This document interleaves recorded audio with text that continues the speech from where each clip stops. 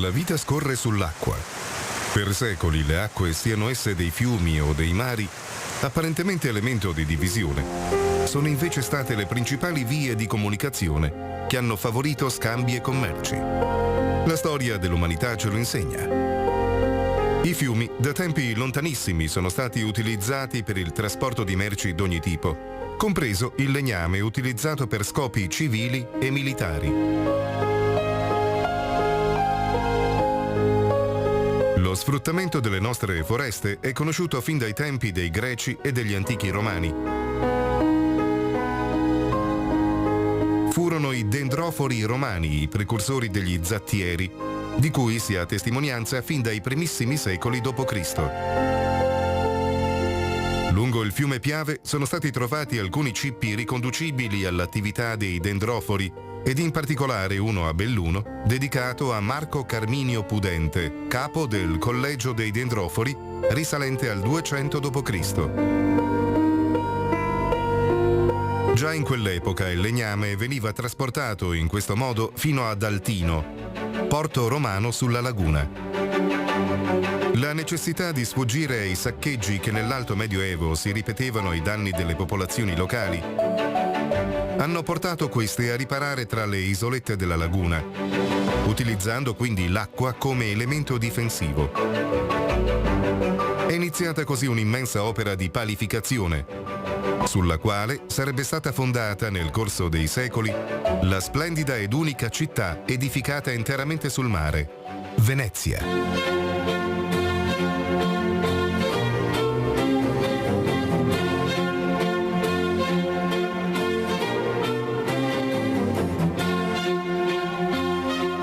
Per le esigenze civili e per quelle navali della Serenissima fu straordinario l'impiego delle risorse forestali del Bellunese, dando sviluppo ad un'economia articolata lungo l'asse fluviale del Piave, dal disbosco alla lavorazione del legname, al trasporto dello stesso lungo le vie dell'acqua. Buongiorno, buongiorno, avete visto proprio immagini bellissime, non mi veniva neanche la parola, non mi veniva. È un'emozione vedere quanti posti meravigliosi abbiamo a 2 passi da casa e delle volte ci facciamo la testa per andare chissà dove, magari dentro un centro commerciale. E soprattutto capire la nostra storia, le nostre radici, perché queste sono radici. Con una fatica enorme questi uomini che partivano, vestiti anche bene, con la camicia bianca, il gilet nero, il fazzoletto, sembrava andassero a una cerimonia. E invece andavano a lavorare e poi tornavano a piedi. Una volta consegnati questi tronchi meravigliosi, ritornavano a piedi. Allora, questa mattina parliamo con ospiti graditi, abbiamo in presenza Giordano Casonato, dirigente scolastico Istituto Brandolini, per capire cosa sta succedendo a questi ragazzi. C'è tutta colpa loro oppure c'è qualcosa che si poteva fare ancora da piccoli? Parlo io, magari quando sei alle elementari, invece di portarli a Parigi, a Londra, per carità, con tutto rispetto, anche perché è anche giusto, ma iniziare da bambini a lasciarli un po' più qua, a vedere i territori, cosa è successo, la storia. Cosa dice professor Casonato? Buongiorno a tutti intanto, ai telespettatori. Faccio subito una precisazione perché non vorrei abusare di potere. Io ho lavorato 30 anni al Brandolini, è la scuola che ho nel cuore, però attualmente ho un ente, una cooperativa mia che si chiama Gruppo Insegnanti Formatori e collaboro con il Brandolini come con altre scuole. Detto questo, sì, io ho cominciato un percorso da un po' di tempo di esplorazione delle nostre prealpi e ci sono dei posti meravigliosi, ma veramente meravigliosi. Dal Passo San Boldo, per esempio, dove trovo il Brent dell'Art, faccio un po' di promozione di posti che sono meravigliosi, posti che per ragazzi della nostra età, diciamo così, in un'oretta, va bene anche per le famiglie, sono bellissimi. E secondo me sarebbe molto bello se le scuole cominciassero un po' di più, perché già si fa, però un po' di più a far scoprire il nostro territorio anche di questi luoghi e provassero in qualche modo a far scoprire le bellezze che abbiamo, e ce ne sono veramente tante. Per cui l'invito, insomma, a non pensare sempre di fare le grandi gite, Firenze, Roma, eccetera, anche quelle, però forse con più regolarità la scoperta del nostro territorio sarebbe molto interessante per apprezzarlo e anche per immergersi nella natura, che è sempre anche un momento, oserei dire, quasi spirituale. Allora, professor Casonato, io mi ricordo le maestre di una volta. Non avevano insegnanti di sostegno, avevano pochissimo, poche anche possibilità, minimo erano 30 ragazzi, anche 40, eppure riuscivano a portare questi ragazzi, facevano le gite fuori porta. Portavano a vedere i fiumi, ti portavano a vedere cos'era un'azienda agricola, fare i bachi da seta, le api. Perché si è superata questa soglia per arrivare dove? Dove questo ragazzino non sa più eppure la differenza tra un pollo e una gallina. Perché questa è la verità, i polli si prendono al supermercato. Non le sembra che oltre alla didattica che ci vuole, per carità, forse qualcosina in più questi insegnanti dovrebbero fare, ricordando quello che era il metodo di una volta, il metodo ad esempio Montessori, che tutti ci hanno invidiato e tutti hanno copiato e noi ce lo siamo dimenticati. Lei sorride e mi viene da piangere perché non sai che deve fare tanta fatica per andare a vedere. Cosa sta succedendo secondo lei, professor Casonato? Ma qui vorrei fare una riflessione ampia che riguarda la scuola, ma non solo la scuola, no? Credo che la burocrazia sta soppiantando la sostanza delle cose. Lentamente c'è sempre un documento in più da produrre, quindi parliamo delle uscite, sono sempre più pericolose nella mentalità di oggi. Quindi è pericoloso portare i bambini fuori, si possono far male, eccetera. E la sicurezza e anche la responsabilità associata agli insegnanti è sempre con i genitori dalle spalle che adesso fanno causa. Quindi c'è un mondo, diciamo così, che vede purtroppo venir meno la collaborazione tra la famiglia e le scuole. E questa collaborazione, che invece dovrebbe essere il fulcro dell'attività, diventa spesso motivo di contesa. In questa contesa chi ci va di mezzo sono gli studenti. E allora che cosa si dovrebbe fare, cosa si potrebbe fare? Ma secondo me bisognerebbe cominciare un po' alla volta faccio un esempio pratico, il ministro ha detto che finalmente potrebbe garantire con l'assicurazione e con un'assicurazione che è pagata dallo Stato agli insegnanti la possibilità di fare le uscite, perché adesso un insegnante, se vuole tutelarsi, deve farsi l'assicurazione personale per fare un'uscita. Questo non va bene, quindi diciamo che questa potrebbe essere un primo tassello. Però non basta, ci vuole un ruolo educativo e se vogliamo in qualche modo dar conto delle maestre di una volta che facevano tanto in poco, adesso da un certo punto di vista anche meglio, le classi sono più piccole, si può gestire di più un rapporto personale e se vogliamo, diciamo così, tra virgolette, arrivare a fare delle cose pratiche, dei laboratori, delle uscite, eccetera, dobbiamo fare in modo che le famiglie siano più coinvolte e nello stesso tempo però, diciamo così, che abbiano un ruolo di supporto e non di aggressione come a volte succede nei confronti della scuola. Quindi un po' meno burocrazia, un po' meno paura delle responsabilità che vanno dietro e un po' più voglia, ecco io dico una cosa e lo ripeto anche nelle scuole in cui sto andando a fare formazione, rimettere al centro l'educazione, perché se continuiamo a vedere solo la scuola dell'apprendimento e mega prestazioni che poi effettivamente a volte bene, a volte male capitano, basta vedere le prove invalsi.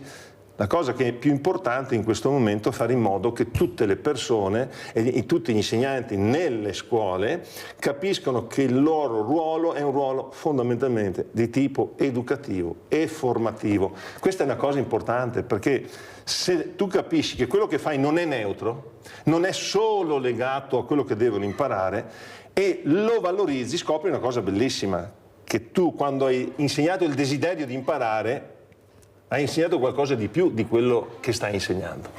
E la scoperta del territorio e le uscite sono un passo importantissimo. Allora, è vero quello che lei dice, professor Casonato, però io temo che qualche dirigente, proprio con la storia della burocrazia, metta davanti la burocrazia perché magari non ha voglia di superare quel limite che dà la burocrazia per vedere se si può fare qualcosa. Allora, quando tu vedi il progetto, metti davanti la burocrazia, io che guardo e che presento il progetto so già che non vado più da nessuna parte. Però così non andiamo proprio da nessuna parte. Allora io ho portato in gita per 2 anni, l'anno scorso a Venezia, 250 persone, tra ragazzi fragili, ragazzi invece fragili perché avevano combinato delle cose a scuola, e anziani, diversamente giovani, 250. Siamo partiti con 2 motonavi e la prima cosa che mi sono sentita dire: sei una pazza, ma ti rendi conto il rischio che corri? Io ho detto a qualcuno: il rischio è parlare con te che non capisci niente. Allora le posso assicurare che si sono divertiti, si sono comportati benissimo. Questi studenti un po' particolari, anzi, capendo la fragilità con la quale condividevano questa gita, erano molto attenti, tanto è vero che li ho responsabilizzati dando loro il microfono e facendo loro le interviste, bravissimi. Bene. Siamo ritornati alle 19:30, mi hanno detto che sono stata fortunata, per carità sarò stata anche fortunata, professor Casonato, e non è successo niente. Allora, se io avessi dovuto sentire tutte le persone impaurite di questa uscita, io penso che questi ragazzi non vedranno mai la luce sul tunnel, perché li dividiamo, anzi li mettiamo loro ancora più paura, perché la prima cosa che sentono è pericoloso, ti puoi fare male, non mi fido, mentre loro sono diventati protagonisti di questa gita. Naturalmente io sono tagliata fuori da tutti i tavoli, professore, perché faccio queste cose. E facendo queste cose senza chiedere niente a nessuno, solo alla grande famiglia di Sveglia Veneti, di Rete Veneta, che col 5 per 1000 mi permette di fare questo, quei contributi che mi danno, che ringrazio sempre, do la possibilità di vedere questa lucina sul tunnel. Ma si può andare avanti così? In un momento dove invece si parla di socializzare, si parla di comunità, perché è facile farlo a parole, lo faccio, lo dico e ho risolto il problema. Il problema è agire. Questi ragazzi hanno bisogno di persone che agiscano, che li facciano diventare responsabili, vogliono provare emozioni, vogliono provare l'adrenalina, la possiamo dare con lo sport. La possiamo dare anche con delle uscite molto particolari, naturalmente con degli educatori e delle persone competenti che sanno questo. Secondo lei perché non si fa questo e si mette, come ha detto lei, la burocrazia? Ecco, io ormai qualsiasi cosa faccio mi dicono la burocrazia non mi permette, non ho soldi per i trasporti, l'assicurazione. Ma se noi continuiamo a nasconderci dietro, perché vuol dire anche nascondersi, vuol dire osare un pochino, trovare qualcuno che osa, come facevano queste maestre di una volta, che non pensavano cosa sarebbe capitato. E tutto può capitare, non è che sia cambiato il mondo. Ecco, il nemico è dietro l'angolo. Ma non usciamo neanche più di casa. Cosa dice, professore? Ecco, farli diventare più protagonisti questi ragazzi, responsabilizzandoli. Ci vuole il coraggio dell'educazione. E il coraggio è il sentimento contrario o l'emozione contraria alla paura.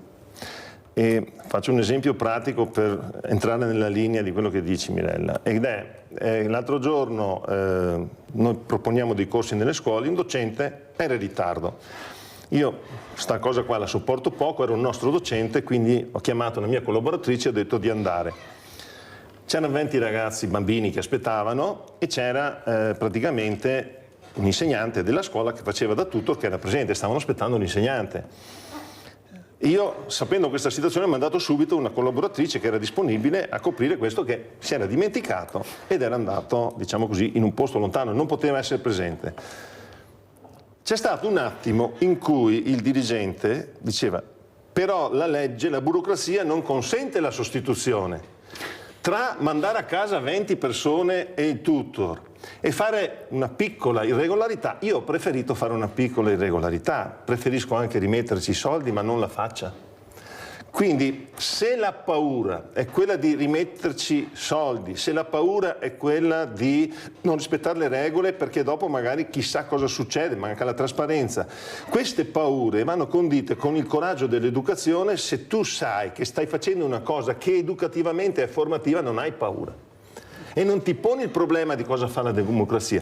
Purtroppo abbiamo poche persone di coraggio e il coraggio ha a che fare anche però con la competenza. Quindi mi permetto di dire che a volte una piena conoscenza della legge e delle situazioni giuridiche, eccetera, consente di non avere la paura.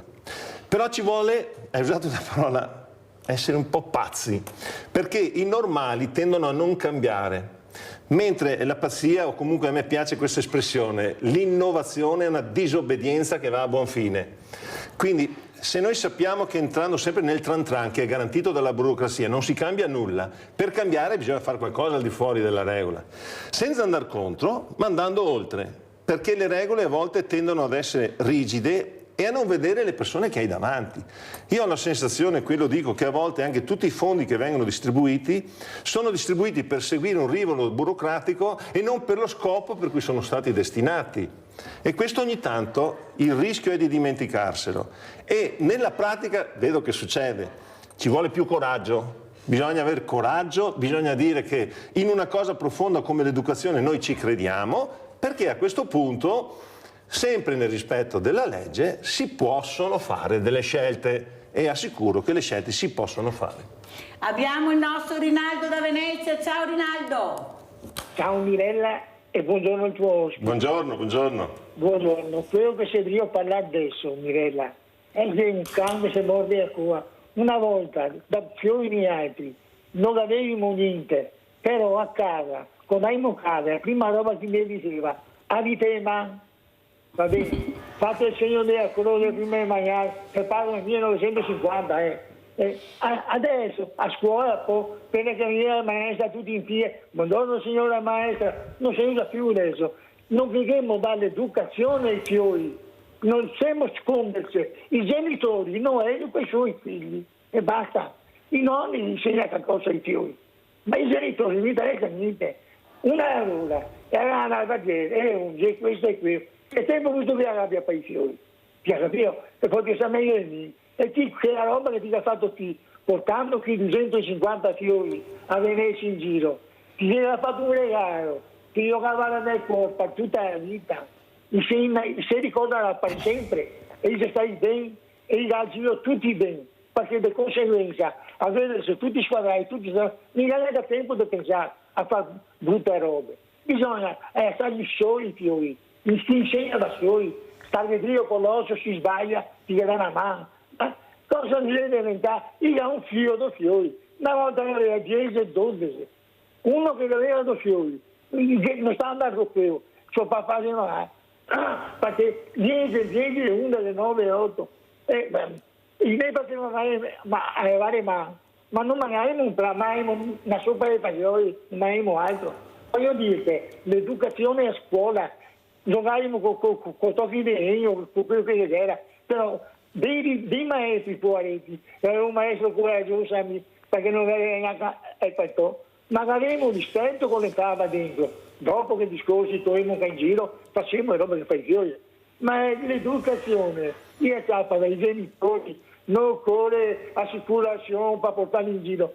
Andiamo a Santa Maria del Marmi, partimmo da San Zaccaria, sempre nel 1950, ne avevo un sacchettino bianco con numero, un poco di pan dentro, va bene, e un pomo, non avevamo altro. E stavamo via tutta la giornata. Alla sera io mi riportavo a casa.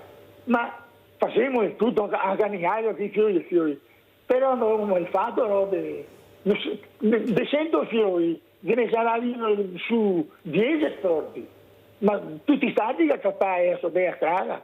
Perché mi piacevano da vedere il fabbro, mi piacevano da vedere tante robe, per imparare, per vedere, e anche perché volevamo avvicinarsi a fare qualcosa che fare dopo anche, magari per comprarsi il ballon, per capire. Adesso non vede più, perché ti vedi la bocca che sei il nonno, ti vedi la bocca che sei la nonna, e via. Grazie Rinaldo. Perché non vorremmo.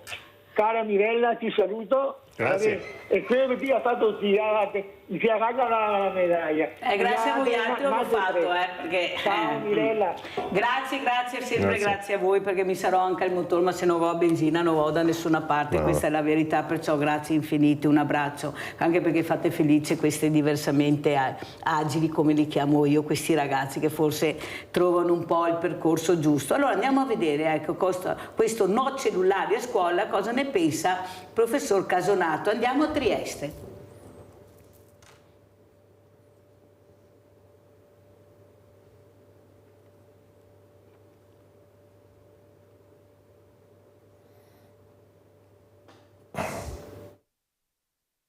Non sarà possibile usare i cellulari in classe per i bambini delle elementari e per i ragazzi delle medie. D'accordo, perfettamente d'accordo, ma anche dopo.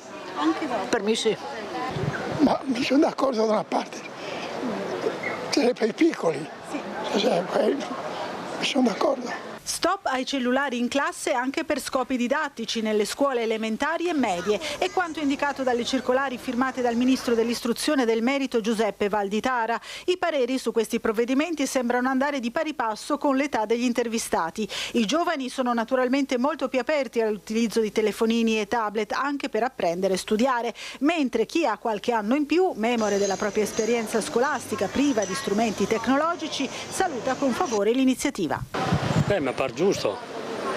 Ma io non lo uso mai, non mi fa niente proprio, io lo ho qua. È chiaro che magari vietare secondo me è sbagliato, perché chiaramente quando uno mette un divieto incoraggia magari a fare una cosa che non va fatta, però da una parte capisco, perché giustamente io alle elementari e alle medie il telefono non ce l'avevo, però vietare secondo me è molto estremo.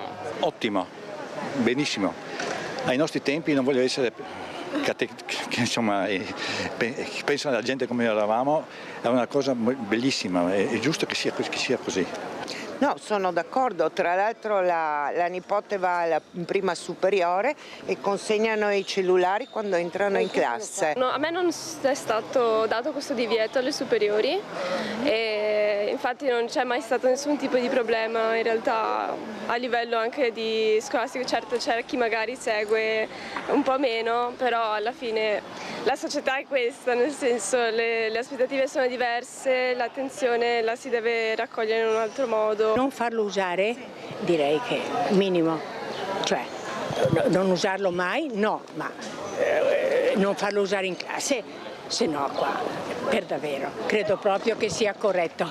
Perché già tutto il giorno purtroppo ce l'ha in mano.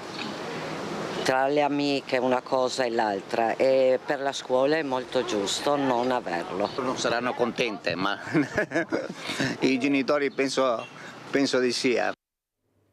Due mondi diversi, si parlava col professor Casonato, certo. Avete sentito proprio i sì e i no. Ecco, secondo lei, professor Casonato, questa questione come verrà risolta e servirà?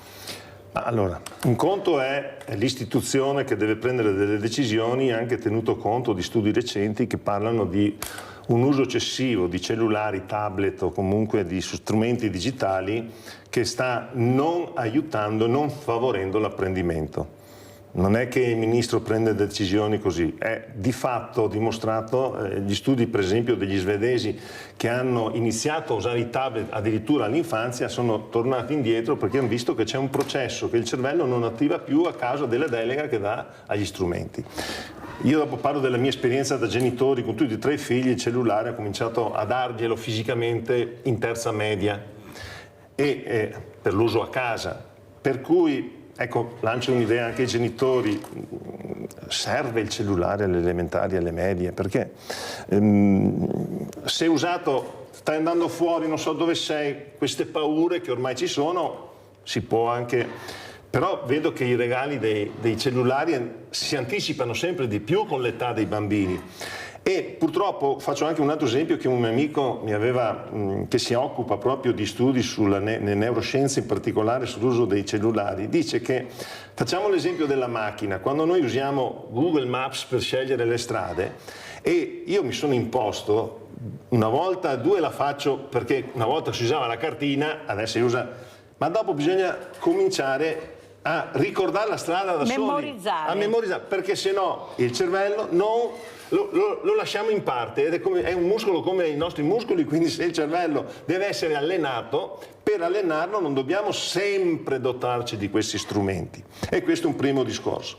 Un secondo discorso è, io sono sempre per i processi educativi, quindi bisognerebbe anche nello stesso tempo in cui si dice un no, anche far capire in che modo, quando e come deve essere utilizzato. Quindi ci dovrebbero essere, soprattutto ai genitori, più formazione sulle conseguenze di un uso che crea dipendenza, perché il problema è questo, l'uso che crea dipendenza non è lo strumento in sé, perché diciamoci la verità, io vedo tantissimi anziani che usano i cellulari sono veramente tanti ed è uno stato di necessità della nostra società e che è anche utilizzato in una logica buona, così come potrebbe essere anche per i bambini con delle ricerche eccetera. Ma il punto è, se sappiamo che uno strumento deve essere utilizzato con cautela, ecco qui di nuovo il ruolo educativo.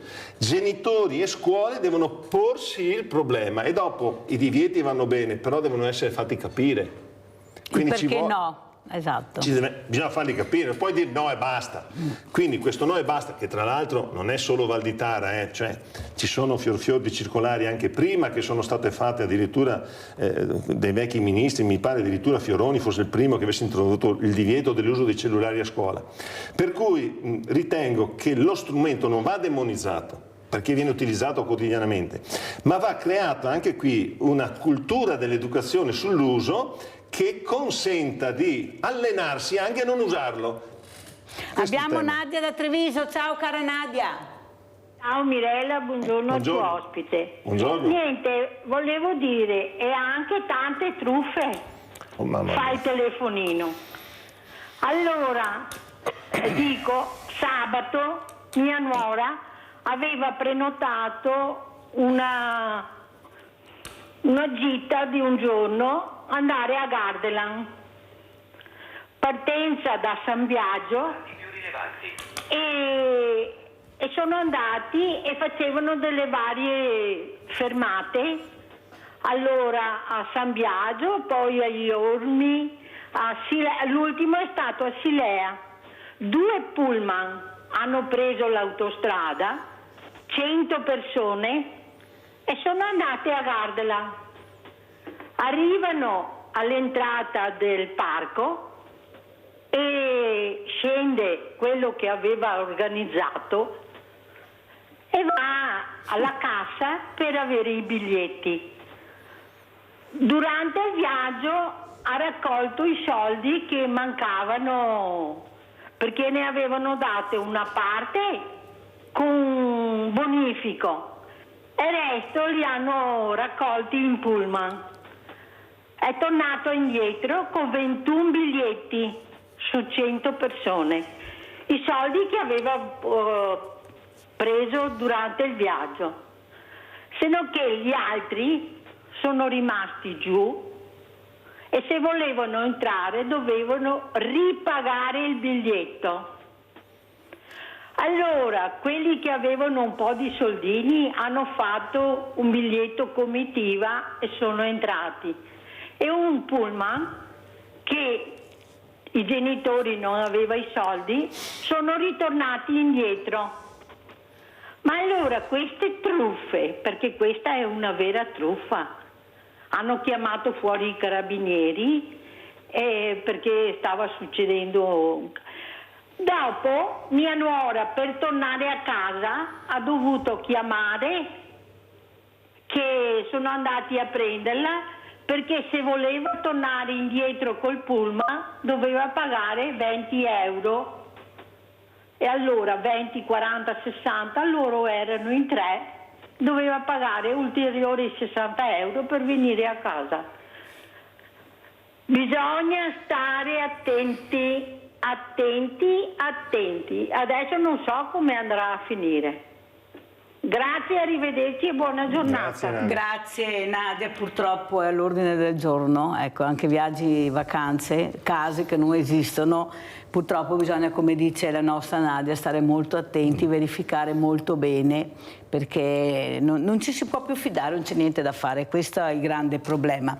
Quello che però volevo anche chiedere, come i ragazzi, secondo lei, sono consapevoli? Perché io ho parlato con gli alpini, quelli che fanno anche questi centri estivi, e i ragazzi lasciano a casa i cellulari senza nessun problema. Poi io mi ricordo che ho intervistato anche un insegnante che ha fatto una gita in Sicilia e i ragazzi erano senza cellulare. E ha detto che non c'è stato nessun problema, anzi, forse perché erano impegnati a conoscere cose nuove. Allora il cellulare non diventava più l'amico al quale non posso rinunciare, perché c'è qualcos'altro che mi interessa di più. Forse, professor Casonato, dobbiamo intrigarli di più, renderli più responsabili, coinvolgerli, diventando loro i protagonisti, forse questi cellulari un po' a volta, un po' meno, diciamo, ecco, visualizzati. Cosa dice professor Casonato? Grazie, perché è quello che dicevo un po' anche prima, no? Dobbiamo recuperare il nostro ruolo educativo e fargli scoprire delle realtà. Le uscite, il cellulare non ti serve e cominci a guardarti intorno e promuovere di più queste attività e tutta una serie di riflessioni che poi si fanno anche a scuola sull'uso, su non l'uso, cade nel momento in cui il bambino trova un interesse. Quando trova un interesse specifico, quando un giovane trova una strada interessante, anche nei campeggi scout, ho fatto gli scout per tanti anni, cellulari si lasciano a casa e vedo che non è un problema, a volte è più un problema per gli adulti che non per i ragazzi giovani. Non so più dov'è mio figlio, cosa fa, guai se non so. Esattamente, quindi la cosa più importante secondo me in questo è recuperare degli spazi di non uso del digitale. Sarebbe interessante, questo è un processo educativo che anche le famiglie devono fare e quindi aiutarsi tra scuola e famiglia nel cercare di capire quali sono questi spazi e provare a promuoverli può essere un bel modo per cercare quell'alleanza scuola-famiglia tanto decantata. Allora, se dico anche un'altra cosa, sempre frutto di convegni a cui ho partecipato, le truffe sì, ma per i minori c'è anche un grossissimo problema di adescamento. Mamma mia. Che è terribile, sentendo conferenze a destra e manca. Quindi l'uso dei social, questa cosa qui si può risolvere solo con delle grosse attività di formazione, educazione e far prendere consapevolezza di persona ai bambini, ma anche, ripeto, alle famiglie della cosa. Perché effettivamente ormai anche le famiglie sono un po' spiazzate. Cioè le cose che capitano sono anche al di fuori della cerchia. Una volta controllavi che il bambino o il ragazzo uscisse, adesso devi controllare se glielo dai troppo presto l'uso che fa del cellulare. Quindi per quello dico è meglio contingentarlo. Se proprio dovete darlo, fatelo un uso contingentato. Create un processo educativo, quando si usa, quando non si usa, a tavolo. Io vedo, posso dire una cosa un po', nei ristoranti, quando capita di andare, o anche negli alberghi, mi è capitato di vedere la scena, faccio finta che questo sia il tablet, il bambino lì così e i genitori che mangiano beatamente, magari rispondendo al cellulare. Queste scene sono sempre più frequenti. Cerchiamo di trovare degli spazi, decidere quali sono, dove non si usano. Perché questo ci riporta a riscoprire, per esempio, il gusto della relazione anche, perché se usi il cellulare sei sempre dalla parte di un altro che non c'è e a fianco magari hai il compagno. E questa dimensione della mancanza di relazione, accentuata dagli usi dei cellulari, ma soprattutto dei social che ne facciamo, sta diventando un grave impoverimento delle relazioni tra le persone, tra i bambini e anche con i genitori. Adesso dobbiamo dare lo spazio alla pubblicità. Bene.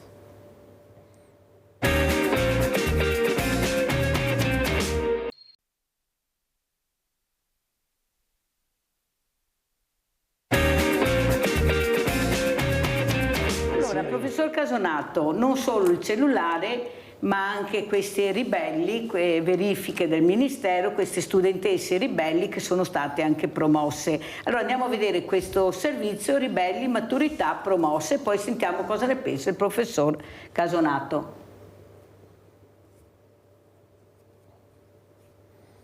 È la prima volta che succede, è diventato un caso nazionale, è successo a Venezia. Posso chiederti cosa ne pensi di questo gesto? Per me è un perdere in partenza, io non l'avrei fatto. Io semmai mi sarei riscattato all'orale e avrei detto avete sbagliato. Che secondo me hanno sbagliato e devono portare a casa il risultato. Quindi avrebbero dovuto magari riscattarsi all'orale? Sì, sa quante di quelle cose succederanno nella vita? In fase adolescenziale comunque si comincia a dire la propria. Non mi dispiace il fatto che i ragazzi dicano anche loro quello come la pensano, piuttosto che subire e accettare tutto, perché no? Ci sono sempre stati periodi di proteste, no? Dei giovanili, perché no? Lei da papà cosa dice? Ma da papà dico che è sicuramente sbagliato, perché insomma la scuola ti mette in gioco e bisogna stare al gioco. Una scelta che hanno fatto sapendo che non sarebbero comunque state bocciate. Quindi non è una nota d'orgoglio, non hanno salvato l'orgoglio. Ma sì, hanno salvato l'orgoglio, però poi alla fine ci hanno rimesso, quindi era meglio se lo facevano e facevano magari un altro tipo di protesta. Posso capire che magari è stato un qualcosa di negativo, ho letto che la professoressa a quanto pare avesse dei trascorsi con i professori di quel liceo, quindi sì, sono finiti magari in un gioco politico, tra virgolette, però almeno io penso, ormai mi sento più vicino magari al genitore. Se fossi stato il genitore avrei detto lascia stare, guarda avanti, è finita. Dovrebbero esserci altri modi per mostrare, dovrebbero esserci procedimenti adatti per dimostrare che magari non sei stata trattata nel modo in cui avresti dovuto essere trattata, cioè non dovrebbero essere costrette a ricorrere a quei metodi. Ecco. Secondo me il loro coraggio è da premiare. Hanno fatto bene, l'avrei fatto anch'io fossi in loro. Non penso siano le uniche, però appunto io avrei provato a dimostrare appunto che erano valide, che si sbagliavano come professori. Potevano con l'orale confermare che erano preparate e fargli vedere che avevano sbagliato loro e quindi confermarlo. Io non avrei scioperato, avrei fatto l'orale invece. Allora, sentiamo cosa ne pensa il professor Casonato, anche qua i sì, i no, i favorevoli, i contrari. Beh, diciamo che una cosa l'hanno ottenuto queste ragazze, la visibilità nazionale, e quindi hanno fatto un gesto abbastanza eclatante. Io di principio come educatore penso sempre di essere di proposta e non di protesta. Se tu mi fai qualcosa che non fai, non va bene, in generale. Se invece fai qualcosa e dimostri anche l'ingiustizia che hai subito in forme diverse dal non fare, per me hai sempre il mio appoggio. Quindi in questo caso non mi sento di essere dalla parte delle ragazze, perché hanno scelto uno strumento che è il non fare piuttosto che il fare. E quindi sono d'accordo anche con l'ultimo intervento dell'ultimo ragazzo che diceva io avrei cercato, qui dico tecnicamente, se una prova va male, nel colloquio orale è possibile dimostrare che l'insegnante può o aver sbagliato o aver interpretato male. È quella l'occasione per dimostrare, eccetera. Poi c'è un altro fatto un po' da furbetti, qui lo dico, perché nell'esame di Stato ormai da un bel po' di anni tu ti porti dietro il voto degli anni precedenti, almeno degli ultimi 3 anni. Loro hanno fatto bene i conti, nel senso che sarebbero state comunque promosse, perché il punteggio da cui partivano erano già sopra il 60. Quindi rinunciare a un voto non voleva dire rinunciare alla promozione. Tant'è vero che non le hanno seguite altri, perché non avevano questa sicurezza. Quindi, se doveva essere una protesta di classe, ammesso e concesso che io non la condivido, ma cerco di accogliere anche le posizioni diverse, era tutta la classe che doveva farlo. E invece hanno fatto solo quelle che potevano permetterselo. Quindi ecco dove sta il giochino dei furbetti. Allora dico nello stesso tempo, però, sono d'accordo anche con quelli che dicono, i ragazzi stanno manifestando qualcosa. E allora piuttosto che giudicarli e dire non va bene, ma perché l'avete fatto, eccetera, io sarei nelle ragioni dell'ascolto per vedere se ci sono delle ragioni che hanno portato a queste scelte. Perché capita, ed è vero, che delle volte degli insegnanti, mi permetto di dire, fanno prevalere il loro essere insegnanti al loro essere educatori. E questo processo che cosa innesca? La logica del dispetto, come hanno costruito nei confronti delle ragazze. Quindi se da un lato non biasimo le ragazze per la scelta che hanno fatto, ma non è nello stile che io, diciamo così, avrei usato. Però dall'altra parte, se gli insegnanti non accolgono, diciamo così, queste ragioni che stanno dietro le richieste dei ragazzi, ecco, si crea incomunicabilità e si va avanti con i tribunali. Non è una cosa. Le cose non si risolvono in tribunale col diritto. Il diritto è la cornice, io dico sempre così, le regole sono la cornice e il quadro è quello che decidiamo insieme di dipingere. E se dipingere la vita significa mettersi insieme a fare delle cose, ognuno col suo spazio, bisogna sapere che c'è una cornice dentro la quale stiamo. Se vuoi andare fuori dalla cornice va bene, ti assumi le responsabilità. Loro se ne sono assunte, però sono state promosse perché tecnicamente non potevano essere bocciate. Allora ecco perché dico le ragioni un po' dei furbetti. Hanno fatto fare la cosa a chi poteva permetterselo. Mentre se era una protesta di tutta la classe, tutti avrebbero avuto... Allora sì avrebbero posto una bella questione forte. Anche se, ripeto, tecnicamente la cosa che potevano fare era discutere all'orale di questa cosa, perché è loro facoltà, anzi è proprio previsto la discussione delle prove orali all'esame di Stato. Quindi se non l'hanno fatto... io dico hanno perso un'occasione per scegliere qualcosa di propositivo, di proposta, non di protesta. Che è un'altra cosa.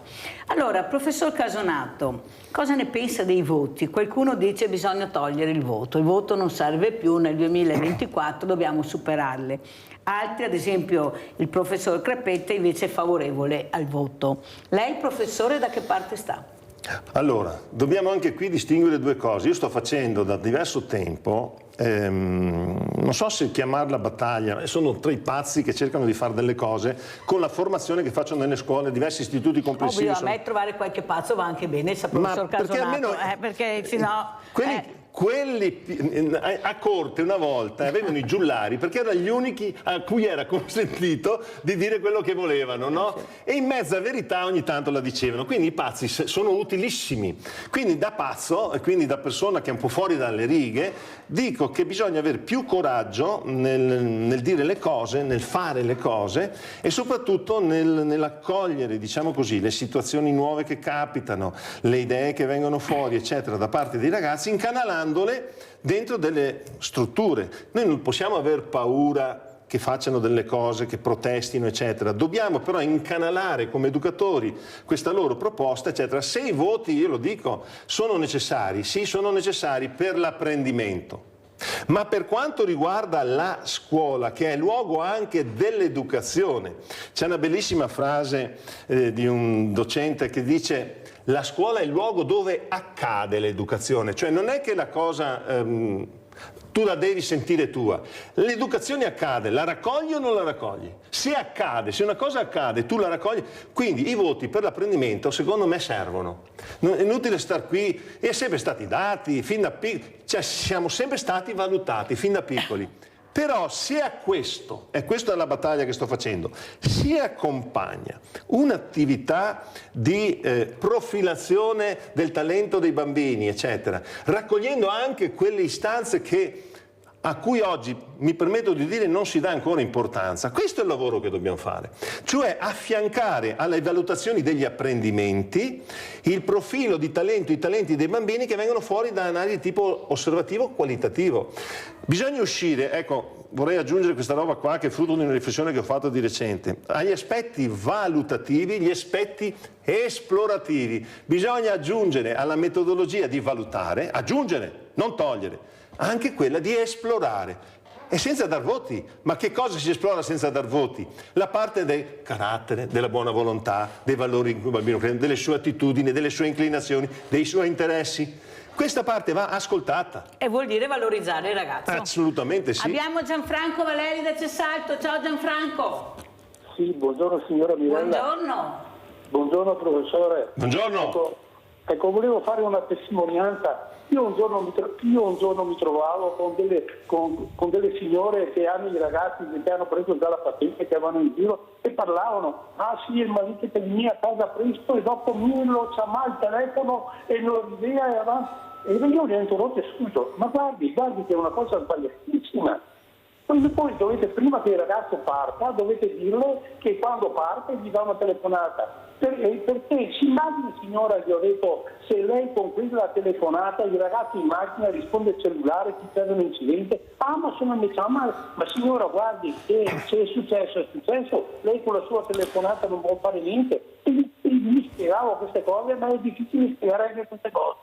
Perché quando non si può interrompere quel telefono un ragazzo, perché se non ha telefonato lo devi educare tu che prima di partire deve telefonare, sino non telefonare, perché dici che sia la guida e questo risponde: signora, lei è autorizzata tutta la vita perché poi sanno nell'incidente, vedono che questo sta telefonando, si deve educare prima di partire o varie fasi. Ecco, volevo solo fare questa testimonianza di qualche giorno fa. Buongiorno e grazie, Grazie invece Gianfranco Valeri di questa testimonianza molto importante.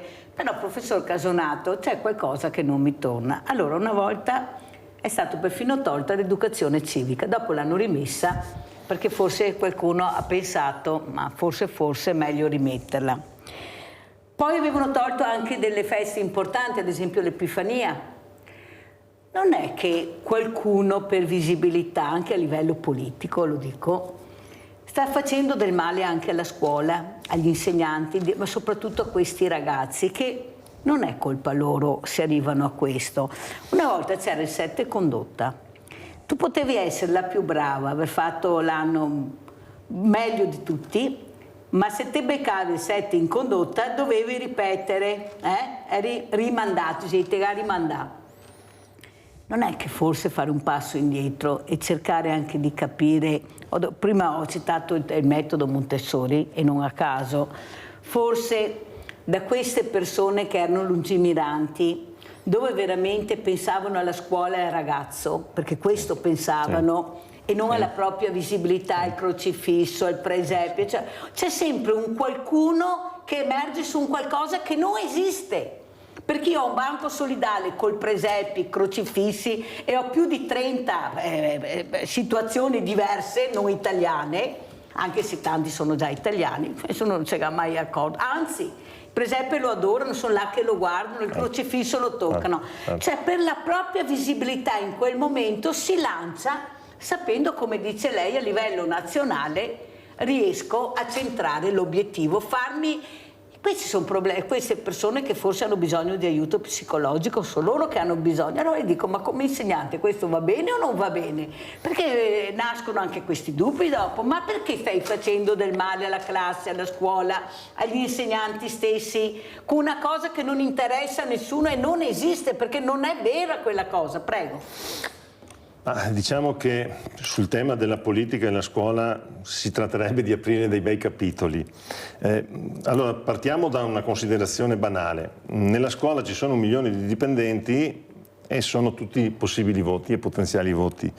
E nessuno può trascurare questo aspetto.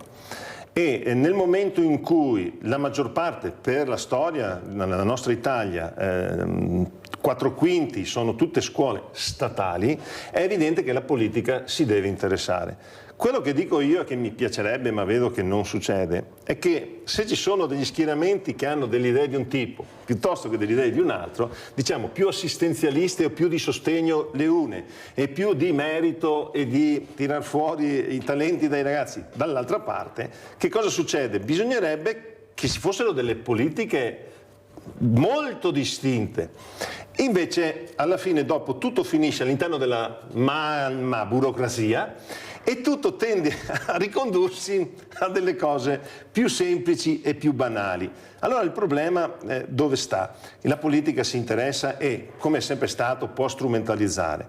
Io però voglio spendere una lancia a favore di questo ministro, perché il ministro ha scritto un libro, La scuola dei talenti, e con uno che parla di talenti da tanti anni credo che abbia fatto piacere. Dopo il taglio è stato sia politico sia giuridico e ha dato più che sia una visione della scuola dei talenti di tipo rivalutiamo le scuole professionali, che ci sta.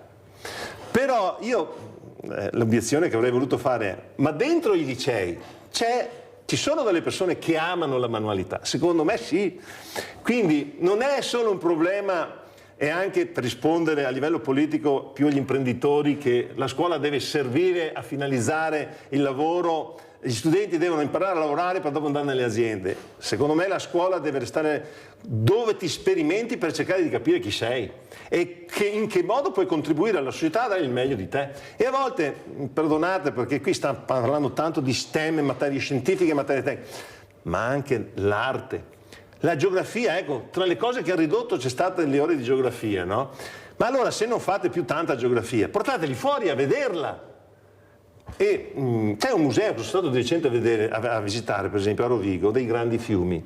Bellissimo, un museo che merita di essere visto e spiega come noi, comunità, siamo nate attorno ai fiumi, perché c'era l'acqua.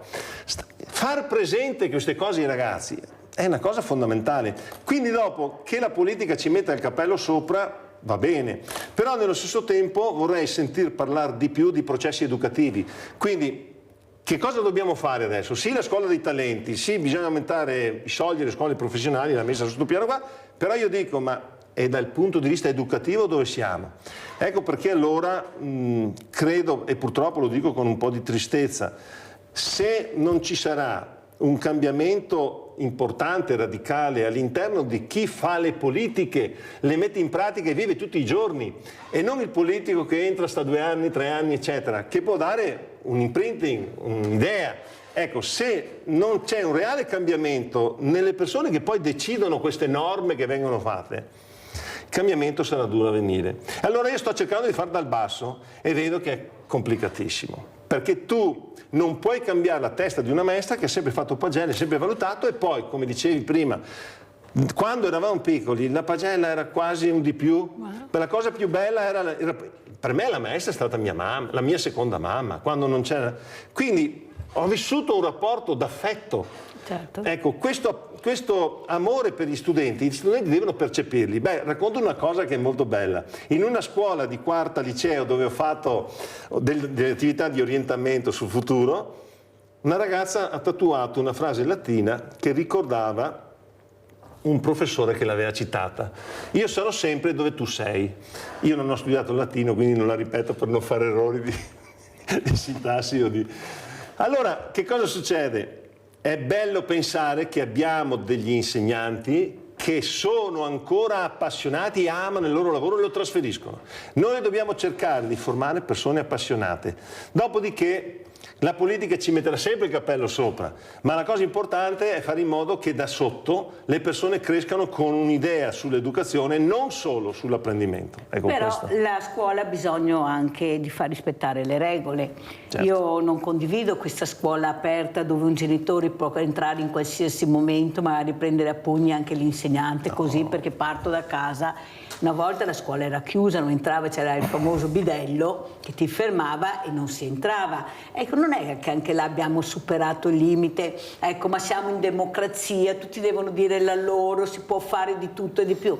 No, la scuola va aperta quando va aperta, ci sono delle giornate e vediamo che tengono anche le porte aperte alla grande, però quando si studia la scuola deve essere chiusa, e questo set in condotta lei lo ripristinerebbe. Tu hai studiato ma ti sei comportato male, perciò ecco il valore, il rispetto, l'educazione è molto importante. Allora, visto che abbiamo parlato di questo, andiamo a vedere anche consegna della Costituzione a scuola, perché qualcuno dice ma ormai fra poco la Costituzione non ci sarà più, ma visto che c'è ancora e che cerchiamo anche di capire cosa è scritto sulla Costituzione, io la leggo tutti i sabati ad esempio, perché la trovo molto utile. Dopo chi vuole ascolta, chi vuole fa anche a meno, però è importante che a scuola ci sia questa Costituzione fatta da questi padri costituenti che è leggibile a tutti, che sai di cosa si parla, di cosa prevede la Costituzione, e penso sia una cosa molto bella. Andiamo a vedere consegna Costituzione a scuola.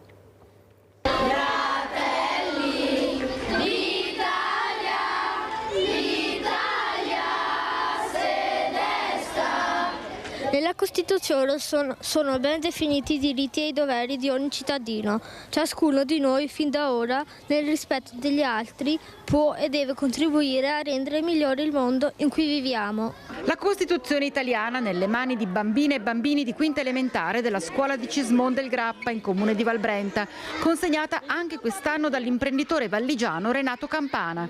Un'opportunità di crescita per le donne e gli uomini di domani, un'opportunità per rendersi conto della profondità, della bellezza e della completezza della nostra Costituzione con i suoi 139 articoli. L'articolo che ti è piaciuto di più della Costituzione? Il primo.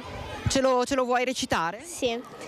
L'Italia è una repubblica democratica fondata sul lavoro. La sovranità appartiene al popolo che la esercita nelle forme e nei limiti della Costituzione. Perché ti ha colpito questo articolo? Perché secondo me è un po' il tutto della Costituzione. L'articolo che mi è piaciuto di più è l'articolo 11, che l'Italia ripudia la guerra come mezzo di offesa. E ce ne sarebbe tanto bisogno oggi, vero? Bisognerebbe che tutti i paesi ripudiassero la guerra.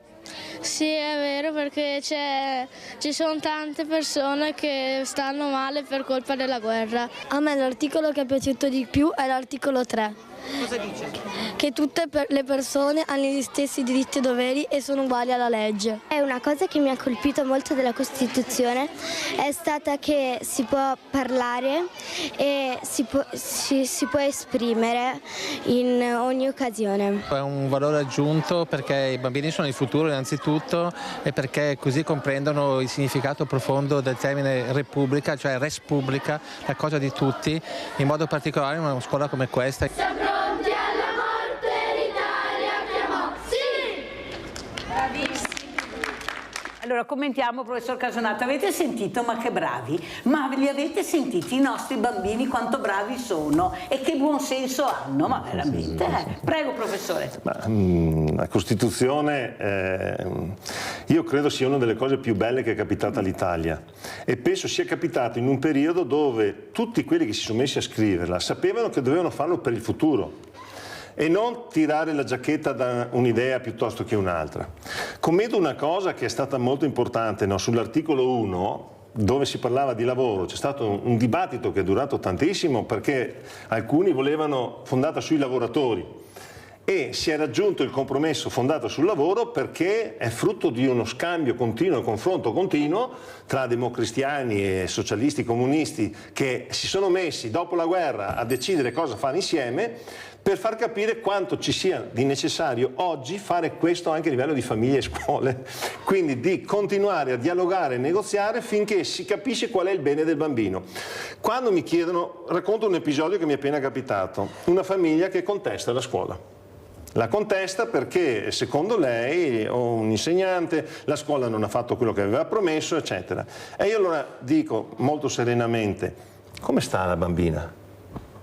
Ma cosa c'entra questo? Ma io voglio sapere come sta, perché i genitori a volte soverchiano, no? Questa bambina, questo giovane, questo ragazzo, senza chiedersi veramente che cosa vuole e difendono. Questa difesa a spada tratta, senza cercare di capire in che modo farli crescere, non va bene. Così come la scuola fa le barricate, no, noi abbiamo fatto tutto bene, abbiamo tutti i nostri verbali, la burocrazia è a posto. Ecco, queste sono cose che capitano quando ci si scontra e quando c'è una separazione. Ma se si può non arrivare a questo, discutevamo del voto in condotta 7 sì o 7 no, certo che va dato, ma la domanda da fare è, prima di arrivare a questo, che cosa si poteva fare? Perché là siamo già troppo tardi. Però io ho un'esperienza diretta fatta tanti anni fa che se uno ha deciso di non fare niente non va promosso. Se tu hai deciso scientemente di non lavorare, di non fare nulla, va punita la tua idea che tanto tutto va bene. Questo non va bene e quindi va in qualche modo sempre riservata la severità a quelle situazioni di indolenza. Perché se noi, diciamo così, puniamo un bambino che può solo perché il suo apprendimento non è elevato, ci chiediamo sempre, ecco, torno al discorso degli insegnanti di sostegno, se è stato fatto tutto per aiutarlo e supportarlo. Ma se non vuole fare, c'è la sua volontà di non fare, magari anche sostenuto dalla famiglia, sono tosati. No, noi dobbiamo fare in modo che la severità nel richiamo alla volontà che deve avere il bambino sia necessaria, perché altrimenti se non gli diamo dei paletti come la nostra Costituzione ha fatto, pensate che creanza di confusione sarebbe se non avessimo questa Costituzione, perché una delle cose più belle che è stata fatta è proprio quella di dare a tutti i principi fondamentali. La parte iniziale è uno splendore, ce ne invidiano tutti. E io dico, allora cerchiamo di farla studiare, ma farla vivere. Bellissimo il servizio, perché i bambini l'hanno imparato a memoria, imparare a memoria per me va sempre bene. Però nello stesso tempo cerchiamo anche di fargliela capire dentro. Però non è che solo l'hanno imparata a memoria, capiscono il senso, l'articolo 1, l'articolo, hanno scelto quello che gli piace. Perché hanno ragionato su quello che sceglievano. Assolutamente. Avete capito che forse basta prenderli da mano. Dicevo prima al professor Casonato, io mi ricordo con la maestra che solo quando ti prendeva per mano e ti accompagnava magari in qualche percorso che facevi, essere a mano della maestra è una roba come ti avessero dato un 10. Io ci sono, io sono tenuta in considerazione, perciò pensate quanto brave erano. Ma poi le adesso parlano maestre. tanto di piani personalizzati.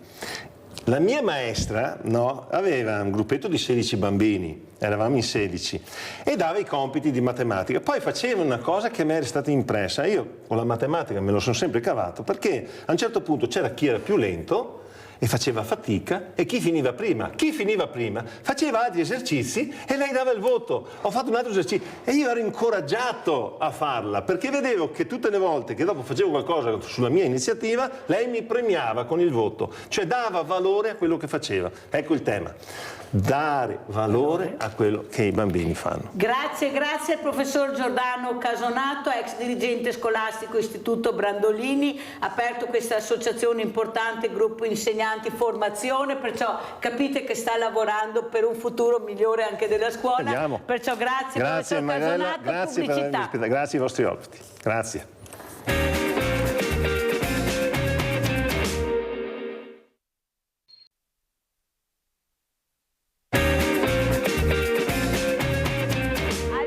Graditissimi ospiti, abbiamo in presenza un altro sindaco che voi avete conosciuto in passato per altre cose, ma adesso è sindaco di Vedelago, Giuseppe Romano. Grazie sindaco di essere qui, primo mandato centrodestra. Sì. Abbiamo collegato anche da Padova Paolo Schiona, presidente associazione ATECON, associazione tutela energie e consumatori, che penso che abbiamo bisogno di capire cosa sta succedendo, perché si parlava prima, e lo dico a voi a casa, voi avete capito qualcosa sulle bollette?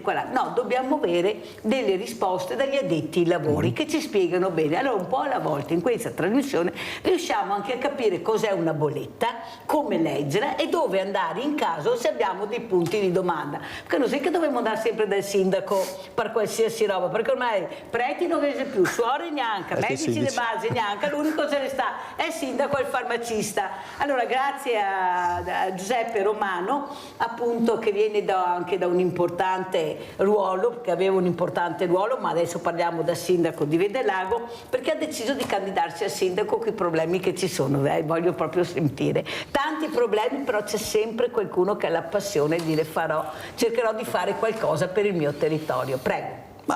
L'ha detto lei, cioè il mio territorio aveva necessità, voglia di un cambiamento rispetto al passato e mi sono messo a disposizione dei miei cittadini, portando le esperienze maturate in altri settori, in altre realtà, con situazioni diverse, mettendomi quindi a disposizione, cambiando anche l'approccio rispetto a prima. L'approccio è di coinvolgimento delle persone, dei cittadini, perché credo sia importante parlare ai cittadini.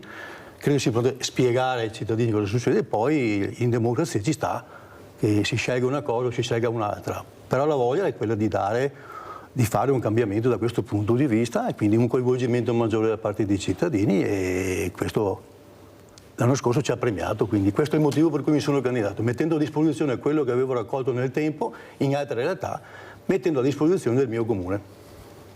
In effetti noi lo vediamo, sindaco, perché i cittadini scelgono. Abbiamo le preferenze, bisogna dire la verità, il sindaco bisogna che lavori, che semini e vediamo poi cosa raccoglierà. Però se semina bene raccoglie anche bene, perché sono sindaci che hanno fatto il secondo e anche il terzo mandato, perché i cittadini credono, vedono quello che hanno realizzato e poi lo riconfermano premiandolo appunto con la preferenza.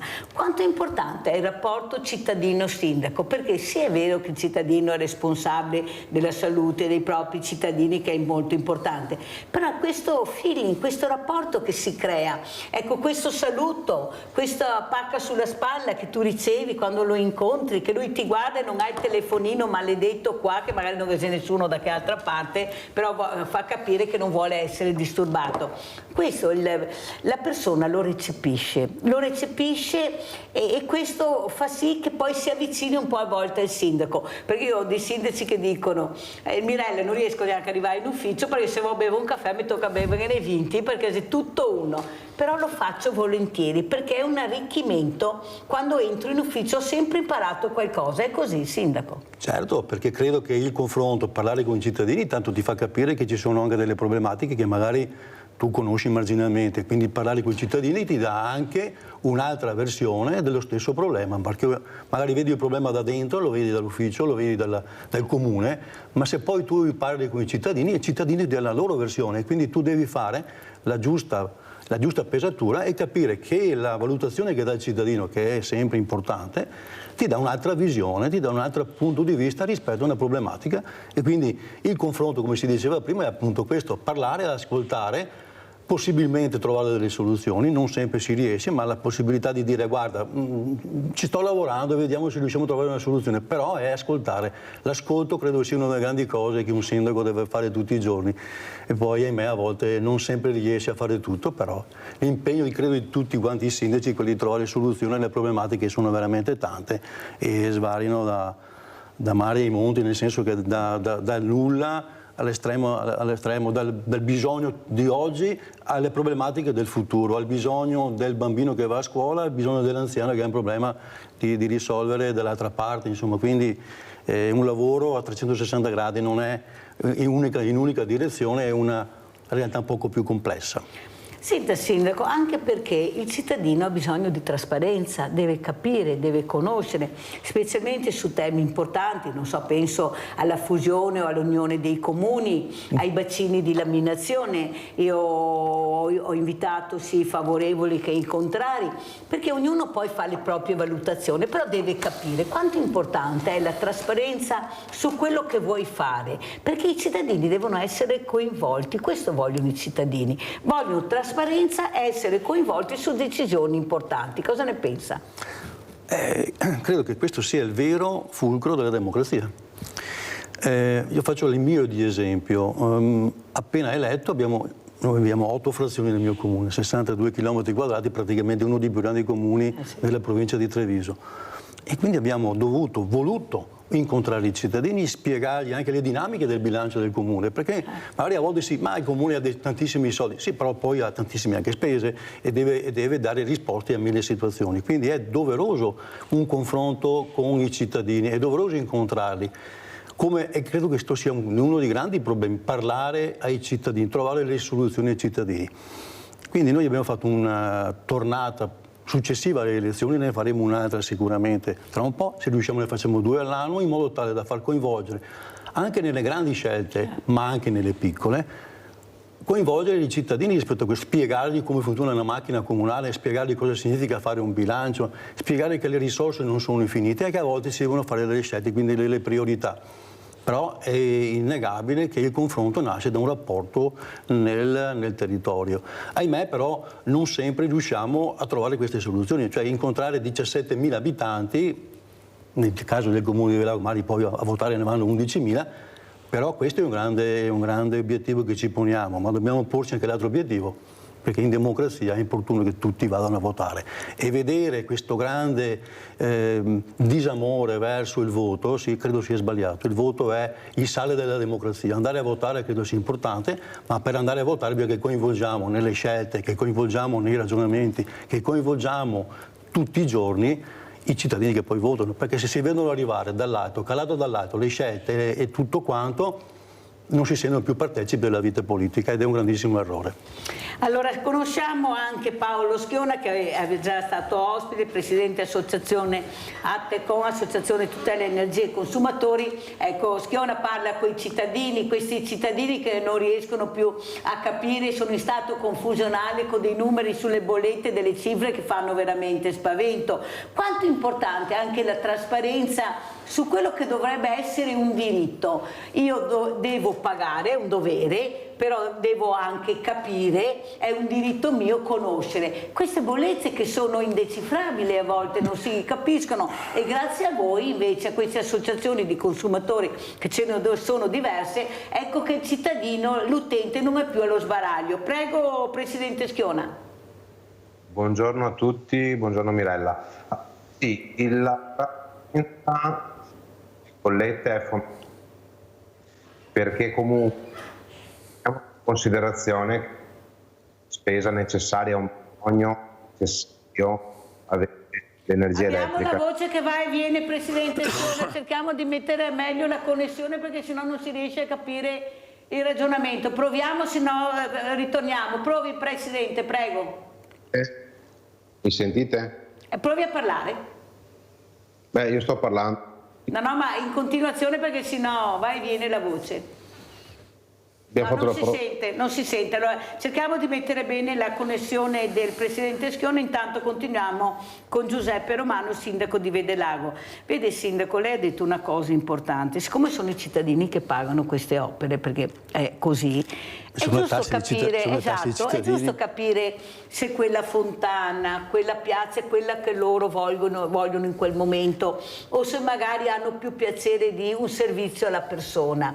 Abbiamo delle popolazioni in Italia che purtroppo sono diversamente giovani, anche con molti acciacchi, avrebbero bisogno di risposte immediate. Venerdì abbiamo fatto una discussione con un consigliere regionale di Treviso che si occupa di sociale, e con Jonathan Montanariello della regione, perché io ho proposto Villa Franchetti, ho detto decidetevi cosa fare su questa villa, possiamo mettere sì diversamente giovani che anche un ostello per la gioventù, è da anni che ve la passate, e naturalmente il discorso che non ne posso più, ma bisogna presentare un progetto, ma bisogna parlare di sicurezza, non ci sono i soldi, sì ma è da 2000 che aspettiamo ste cose ragazzi, e noi paghiamo gente, professionisti che poi si danno alla politica per fare questo, per preparare i progetti in attesa di avere dei fondi per portarli avanti, ma dal 2000 al 2024 possibile che nessuno abbia presentato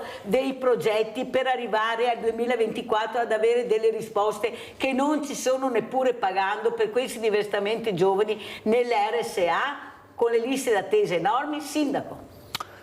Ma guardi, noi abbiamo istituito un assessorato alla famiglia a Via del Lago, perché riteniamo che la famiglia sia, l'ho sempre detto, da 0 a 150, magari. Io mi accontento, mai, però nella vita bisogna essere ottimisti. Bravo. E quindi l'ottimismo, che come si diceva prima è il nostro sale della vita, l'abbiamo messa a piedi, abbiamo fatto questo. E guardi, l'altro giorno, appunto, fresca di questi giorni, a Via del Lago c'è una casa di riposo, è stata fatta nel 2004, quindi abbiamo fatto il ventennale l'altro giorno, e in occasione del ventennale abbiamo anche creato l'occasione, perché purtroppo le risorse ogni giorno calano per noi. Guardi, io vengo da un comune che ci hanno detto, siccome siamo molto virtuosi e abbiamo preso molti soldi per il PNRR, ci taglieranno 130.000 euro in 5 anni della spesa corrente. Cioè, l'assurdo, se mi permette questa cosa, cioè chi li spende bene viene danneggiato. Però questa è la realtà, dobbiamo guardare in faccia la realtà e capire come. Quindi dobbiamo trovare quelle sinergie con i privati. La casa di riposo di Via del Lago è una fondazione, è l'OIC di Padova, ed è privata. Però in questi 20 anni si è costruito un grandissimo rapporto, quindi non è che il sindaco è arrivato l'ultimo anno e abbia costruito il rapporto, si è costruito il rapporto nel territorio con questa casa di riposo, con le amministrazioni comunali precedenti, quindi si è fatto un percorso, e questo percorso l'altro giorno abbiamo anche modificato. Siamo riusciti, senza spendere un centesimo per le casse del Comune di Via del Lago, che è sempre un grande problema, a avere uno sconto di 2 euro al giorno ai residenti del Comune di Via del Lago. È poco, è qualcosa. Cioè oggi noi facciamo come sindaci, ci dobbiamo trovare a fare anche finanza creativa, cioè trovare quelle sinergie con i privati per poter poi trasportare queste sinergie ai nostri cittadini. Quindi una casa di riposo importante che dà risposte sicuramente importanti ad un territorio, ma che dal territorio riceve anche delle sollecitazioni. Lì c'è un gran lavoro da parte del volontariato, quindi c'è un volontariato del Comune di Via del Lago che aiuta questa casa di riposo, e abbiamo ritenuto importante, e quindi anche la direzione dell'OIC ci è venuta incontro, abbiamo ritenuto importante fare questo tipo di ragionamento, questo tipo di passaggio. È un passaggio importante che ci consente, non a noi, e quindi non al sottoscritto, ma ai cittadini che vogliono... Vuol dire ascoltare i cittadini di quello che hanno bisogno. Abbiamo Roberto da Venezia, poi andiamo da Schiona, vediamo se riusciamo a fare questa connessione. Prego Roberto. Buongiorno. Roberta. Buongiorno. Buongiorno. Volevo riferire, dico al signor Sindaco, un aspetto del sindaco amministratore. Succede in alcuni casi che se Roberto Muratore va in comune a chiedere una carta, a chiedere qualcosa, a chiedere un documento, ci voglia 6 settimane. Bene. Ecco, il signor Roberto che fa l'avvocato, che fa l'ingegnere, che fa il geometra, va dallo stesso sindaco, dallo stesso comune, gli chiede lo stesso documento, ci vuole metà della metà di quel tempo.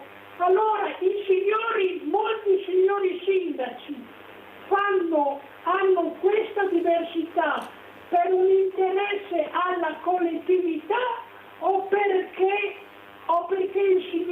il notaio, il signor avvocato, il signor ingegnere contano di più del signor Roberto Muratore? Mirella, le chiedo una risposta da persona stracorretta che come io so che lei è. Caro Roberto, allora da persona stracorretta ti dico che hai ragione. Ti dico che non funziona sempre così come dici tu, no. Delle volte funziona nella maniera corretta, nella maniera scorretta. Il problema è che dobbiamo parlare e alzare la voce quando queste persone sono scorrette, perché sono elette dai cittadini, dai loro paesani e devono dare risposte. Se sono stressati o se hanno qualche problema per la testa, di chi sta a casa e chi faccia manco quel giorno presentarsi in ufficio, perché l'ascolto è fondamentale. Cosa ne pensa, Sindaco Romano, proprio di quello che dice Roberto? Roberta non si capiva bene perché era in viva voce. Ecco, la necessità di essere ascoltati. Alle volte l'ascolto è fondamentale, basta solo l'ascolto a volte, ecco, per andare a casa un po' più sereni. Prego, Sindaco Romano. Ma mi sembra talmente ovvia la risposta, nel senso che ascoltare credo sia una delle più, lo dicevo anche prima tra parentesi, ascoltare le esigenze che ha un cittadino. Ricordo un piccolo particolare, almeno nei grandi comuni si vota direttamente il sindaco, con il doppio turno o anche con un unico turno. Tu devi avere almeno il 50% dei votanti, chi va a votare a tuo favore. Quindi è innegabile che tu rappresenti i cittadini, è innegabile che tu hai ricevuto dai cittadini un mandato molto chiaro, rispondere alle esigenze del territorio e dei cittadini. Quindi non c'è ombra di dubbio che ascoltare, perché poi ci sono delle situazioni particolari, ascoltare sia la primissima cosa che un sindaco debba fare, quindi ascoltare per poi fare mente locale e capire come risolverli però, perché ascoltare e poi metterli in un altro cassetto oppure sopra una pila di carte non è sommare buona. No.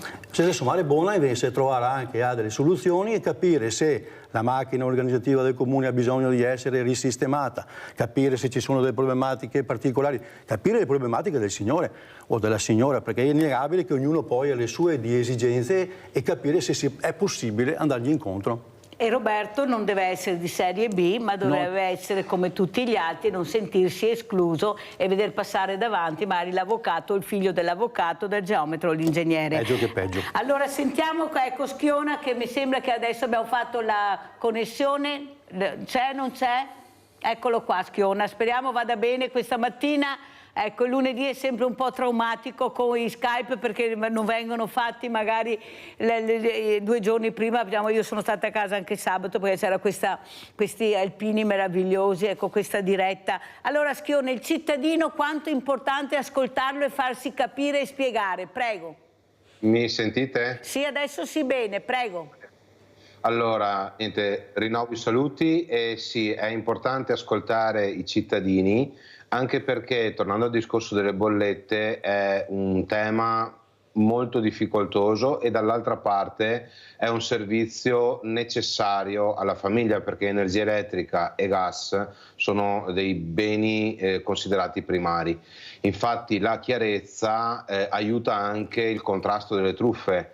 Da noi chiamano parecchie persone proprio perché invogliate da prezzi particolari, soprattutto oggi dove è iniziato il servizio di tutele graduali, dove praticamente chi era nel mercato tutelato è stato migrato verso nuove compagnie e quindi di conseguenza con tutta questa confusione chi è pronto a voler fare un po' il furbo e quindi a fare qualche pratica commerciale scorretta è sempre lì dietro la porta, ed è importante che non solo noi come associazione ma tutti gli enti, tutti coloro che sono coinvolti nella filiera diano informazioni chiare e precise ai consumatori. Anche perché non è semplice leggere questa bolletta, diciamo la verità, specialmente poi le cifre che vengono scritte. Abbiamo sentito, ecco, questa speculazione che ha un nome e cognome, ma si fa fatica a fare i nomi e cognomi. Non so perché in Italia, ecco, si fa fatica a fare nomi e cognomi quando c'è veramente un qualcosa che va condannato e va detto, che è la speculazione. Abbiamo Livio da Padova, vai Livio. Ciao, un saluto al sindaco Romano e anche al rappresentante dell'associazione dei consumatori.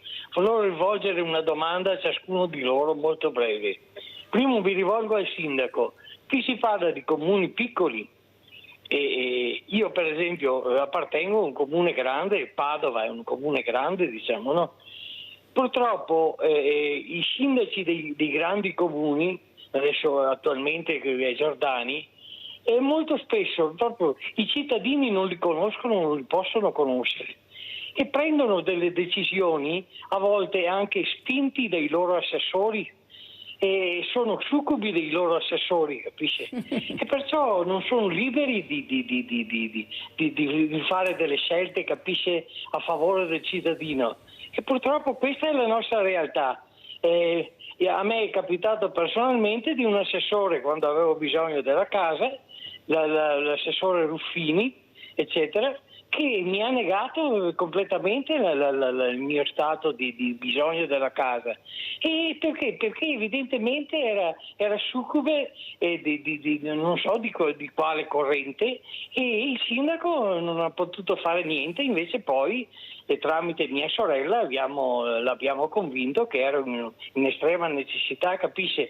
E purtroppo, ma questo per tutto, perché i sindaci grandi hanno troppa gente, non li possono conoscere, e anche se qualcuno chiede loro di essere ricevuto, non viene ricevuto, capisce? Perciò voi sindaci dei comuni piccoli, e anche il vostro è un compito gravoso, diciamo, no? Però conoscete i vostri cittadini, siete più in grado di accogliere le loro richieste. La domanda invece per il rappresentante dell'associazione consumatori: ma mi può spiegare per cortesia perché così tante società, tante compagnie diverse praticano prezzi diversi al metro cubo per quello che riguarda il gas, oppure per la luce, il kilowattora? Perché ci sono tutte queste differenze? Ecco, vi saluto e vi ringrazio. Grazie, la facciamo rispondere Schiona, visto che si è collegato in ritardo, poi passiamo anche al sindaco romano per Livio. Prego Schiona.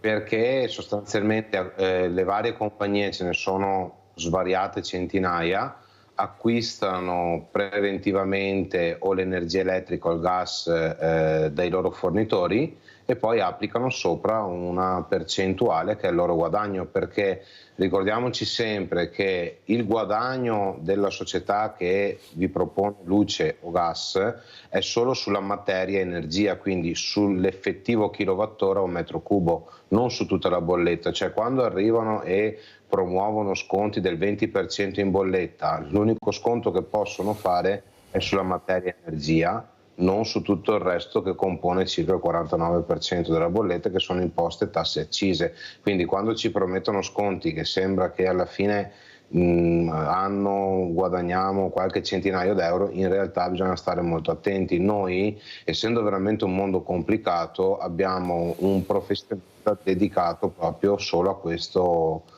questo argomento, che gestisce sia le controversie che anche dei consigli nel momento in cui una persona voglia cambiare fornitore o voglia delle informazioni se il suo fornitore si sta comportando bene oppure no. Allora Schiona, si parla di energia in questo periodo, con questo caldo pazzesco, questi gradi che abbiamo, prima una pioggia, freddo, adesso tocchiamo i 40 gradi, ieri Treviso è stata la città più calda del Veneto, e qui come la mettiamo? Perché le case vanno rinfrescate e poi che bollette arriveranno? Perché allora o soffro il caldo, anche se il presidente Zaia dice agli anziani andate al fresco, chi ha la possibilità li accolga in casa, però poi devo pagare la bolletta. Come saranno queste bollette? Cosa prevedete? Cos'è che vi spaventa di più, Schiona? Allora, purtroppo se tieni il climatizzatore acceso è ovvio che la bolletta sarà anche costosa, dipende sempre dalla conformazione della casa, cioè se la casa è stata riqualificata energeticamente oppure no, quindi magari c'è un cappotto, serramenti e quant'altro. Sicuramente per chi non ha possibilità di riqualificare l'ambiente, ma comunque sta soffrendo il caldo, purtroppo avrà delle bollette importanti da pagare, e lì dipende sempre poi anche se è una fascia vulnerabile oppure no. Cioè, come dicevo prima, una bolletta elettrica è un mondo e bisogna sempre stare attenti anche a come lo si utilizza e a chi soprattutto si dice di sì nel momento in cui si va a firmare anche un contratto, ad esempio al telefono. Quindi stare anche lì molto attenti, non dire mai il termine sì, anche se ci siamo accorti ultimamente, ci sono state delle compagnie che tramite l'intelligenza artificiale modificavano il no in sì, quindi mai... Avete capito come funziona? Allora, sindaco, anche se non ho i soldi, provo a bussare alla porta del mio sindaco o ai servizi sociali perché mi è arrivata una bolletta e non ce la faccio. Io ho un banco solidale e perciò so cosa dicono queste persone, addirittura con 2 stipendi non ce la fanno perché affitti altissimi o mutuo da pagare, poi arrivano queste bollette. Ecco, vorrei capire anche quando dice questa età fragile si è anche da piccoli, perché ci sono bambini piccoli che hanno bisogno anche di stare al fresco, anche loro, e poi questi genitori si vedranno arrivare queste bollette, di sicuro non ce la faranno a pagarle, perché questa è la verità. Però hanno ragione, intanto sto al fresco e dopo Dio vede, Dio provvede, dice mia nonna, qualcuno provvederà, e vanno dal sindaco. Allora sindaco, cosa prevedete? Beh, c'è una povertà che aumenta, io vedo dai numeri del Banco Solidale, da quello che sento anche da altre associazioni, da altre parrocchie, e soprattutto poche risposte. Lei ha detto siamo sempre risicati con una coperta cortissima, dove i sindaci invece dovrebbero avere la coperta più grande, perché sono loro che devono dare risposte immediate, perché in provincia non te gli Regione manco che manco, a Roma non ve ne parliamo. Prego sindaco. Beh, intanto facciamo 2 ragionamenti che mi sembrano importanti. Le bollette da una parte, ma non dimentichiamoci cosa è successo sui tassi di interesse dei mutui, perché nelle mie esperienze precedenti, quello di fare il sindaco, ho fatto anche l'amministratore di una banca, e capiamo quando si parla di tasso Euribor più 0,0 qualcosa è una cosa, quando facciamo un Euribor più 4, cioè la base di partenza è un 4%, si cambia notevolmente. Quindi anche questo hanno inciso sulla situazione, quindi la situazione sicuramente non di poco conto, ma la stessa situazione di non poco conto si è avuta anche nei comuni, cioè l'energia elettrica, che è fondamentale per l'illuminazione pubblica, per poter poi essere più al sicuro dal punto di vista anche dei furti e quant'altro, è costata di più. Credo che dovremo fare sicuramente qualcosa. Allora, qualcosa si sta facendo. Spero che queste comunità energetiche rinnovabili, queste CER, ne sta partendo una anche tra i comuni di Contarina, quindi in provincia di Treviso, possa essere quell'elemento che da un lato incentiva chi può mettere pannelli e quindi produrre energia elettrica a costi più bassi, e poi riversare questa forma di utile alle famiglie più bisognose. Certo che le famiglie più bisognose stanno aumentando di giorno in giorno, per quello che ci diceva prima, il costo dell'energia elettrica, il costo del carburante, i costi di tassi di interesse, quindi c'è una maggiore, sempre più richiesta. Dovremo andare sempre di più in quella direzione, ci stiamo gradualmente andando. Allora andiamo a vedere anche a Venezia questa Guardia di Finanza, multe energia, poi commentiamo col Presidente Schiona. Andiamo a sentire. Proponevano immobili in vendita o in affitto senza indicarne la classe energetica o classificandola in maniera errata. Sono 29 le agenzie immobiliari tra Jesolo e Cavallino Treporti multate con sanzioni complessive di quasi 200.000 euro durante i controlli della Guardia di Finanza. I militari di Jesolo hanno eseguito accertamenti su un centinaio di agenzie, finalizzati proprio a verificare il rispetto dell'obbligo istituito nel 2012 di indicare negli annunci commerciali la classe energetica. È obbligo che riguarda sia i privati che soggetti giuridici come le agenzie immobiliari. La classe energetica è riportata nell'attestato di prestazione energetica APE, un documento necessario a tutela del consumatore che vale 10 anni. Il mancato inserimento di queste informazioni obbligatorie è punito con la sanzione amministrativa da 500 a 3.000 euro. Con questa indagine le Fiamme Gialle hanno individuato 29 agenzie immobiliari che hanno omesso su 203 annunci di compravendita immobiliare, 152 sul web, 51 fisici, l'indicazione dell'attestazione della classe energetica, e nei cui confronti sono state contestate violazioni amministrative per un totale di 199.000 euro, inviate alla città metropolitana di Venezia in qualità di autorità competente alla definizione. Allora, Presidente Schiona, vai in agenzia che sei sicuro, sì, col piffero, diceva il sindaco Romano. Allora, ma questo cittadino deve essere sempre con le spalle al muro perché la truffa è dietro l'angolo. Prego, ora giro. Prego, Schiona.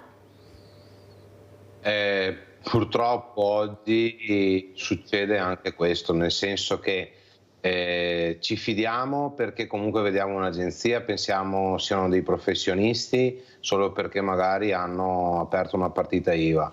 Nella realtà dei fatti l'esperienza insegna che non è proprio così. Infatti anche noi oggi in associazione stiamo gestendo un caso molto particolare che ha coinvolto nel veneziano un'azienda, la Green Project Agency, con parecchie persone, dove proprio anche con il discorso dell'energia e della riqualificazione energetica dell'edificio molte persone pensavano di essersi affidati a dei professionisti, in realtà non è così. Il consiglio che noi diamo sempre quando si devono fare anche investimenti importanti è: prima di firmare esistiamo anche noi, nel senso che non venire da noi sempre dopo si corre il rischio di trovarsi in un contesto non troppo piacevole. Magari venendo prima, gli stessi professionisti che poi possono tutelarti possono anche darti un consiglio e fare delle ricerche un po' più approfondite e dare anche magari un parere rispetto a quello che è stato proposto. Infatti il messaggio che voglio dare questa mattina, Schiona, e lo dico anche a Romano, che dovete capire dove dovete andare ad aprire una porta, non a caso, non perché è l'agenzia. Voi dovete essere informati, dovete andare da queste associazioni. Ecco, anche qua, Sindaco Romano, quanto è importante anche informare questo cittadino su quello che c'è nel territorio, dove affidarsi, perché, cioè, no una, 29 agenzie, non una.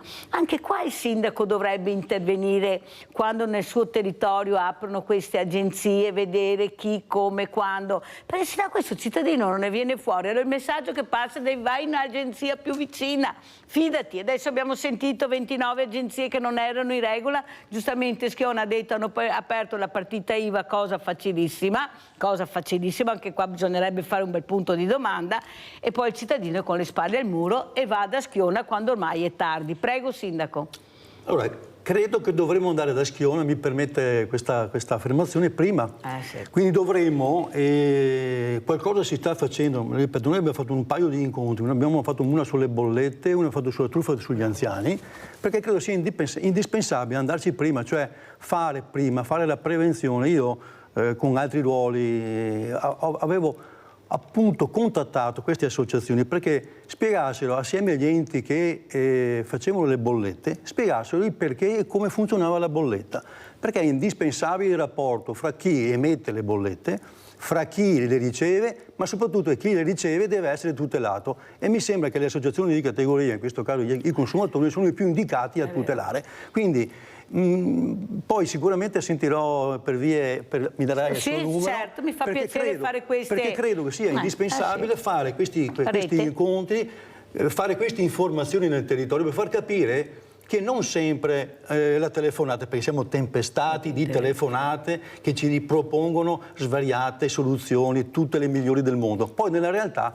vediamo che succedono queste cose, per cui dovremo fare molta più sinergia fra noi, queste associazioni, perché la base di tutto è tutelare i cittadini. Quindi il mandato che ha un sindaco è sicuramente quello di tutelare i cittadini, il mandato che hanno le associazioni è quello di tutelare i cittadini. Per questo facciamo sinergia assieme, le loro conoscenze portate nelle nostre realtà, fare qualche serata di informazione, fare anche di più di una di informazione, per far capire che le truffe agli anziani, le truffe sulle bollette, come è costruita una bolletta, perché diceva prima sconto del 20%, sì, però sulla base del prezzo senza le tasse quanto sono? Il 60%, quindi il 20% è il 20% del 40%. Vede Sindaco, lei ha detto una cosa fondamentale. Noi dobbiamo informare e far parlare gli addetti ai lavori, che sono loro.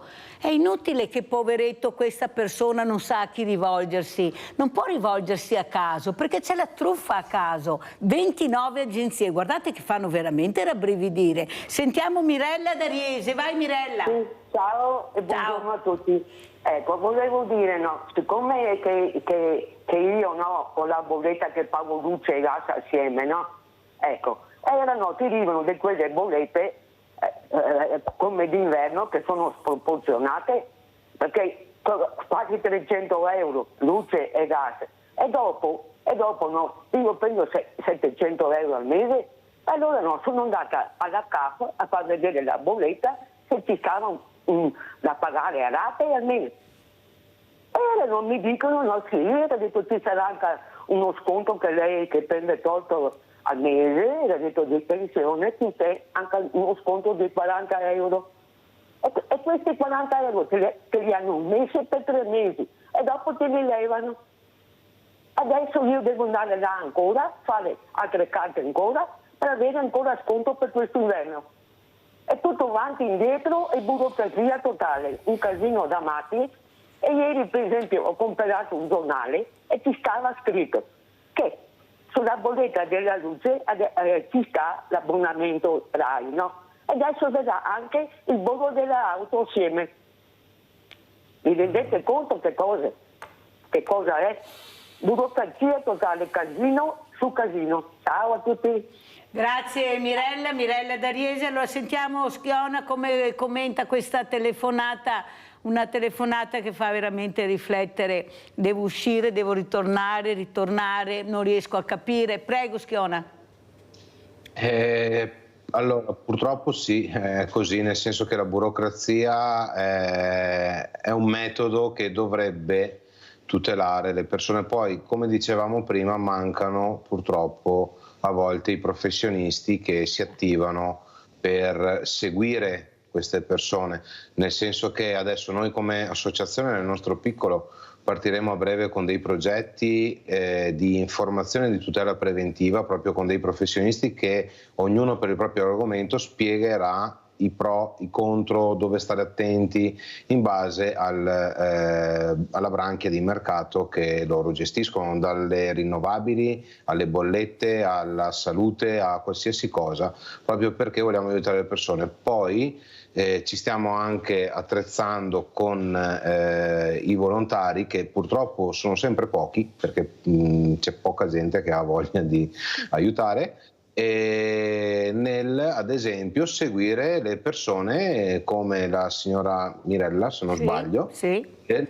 magari essendo socia ricordare, aiutarla a fare la burocrazia, ricordargliela, essere un po' più presenti per loro, perché ricordiamoci sempre che noi sì esistiamo, parlo della nostra associazione, non essendo riconosciuti come i big del settore della tutela del consumatore, non ricevendo fondi da parte dello Stato, non ricevendo fondi da nessuna parte, dobbiamo autoalimentarci e dobbiamo trovare anche dei volontari che dedichino del tempo. Guardi che anche i big non sono ascoltati in merito di bollette, glielo posso assicurare, guardi, perché io li ospiti. Il problema è che a qualcuno non gliene frega niente di questi, soprattutto diversamente giovani, di queste famiglie che nonostante 2 stipendi non ce la fanno più a sbarcare il lunario coi figli da crescere. Guarda, è una situazione veramente drammatica. Sindaco Romano, mi fa piacere che lei abbia iniziato questa puntata dicendo: io ascolto i miei cittadini, cercherò di fare soprattutto dell'ascolto un'arma importante per me, che è quella poi di agire in base a quello che ho sentito, perché questa è la realtà. Certo che avete pochi fondi, io sono arrabbiatissima. Allora, sai cosa dico a tutti i sindaci?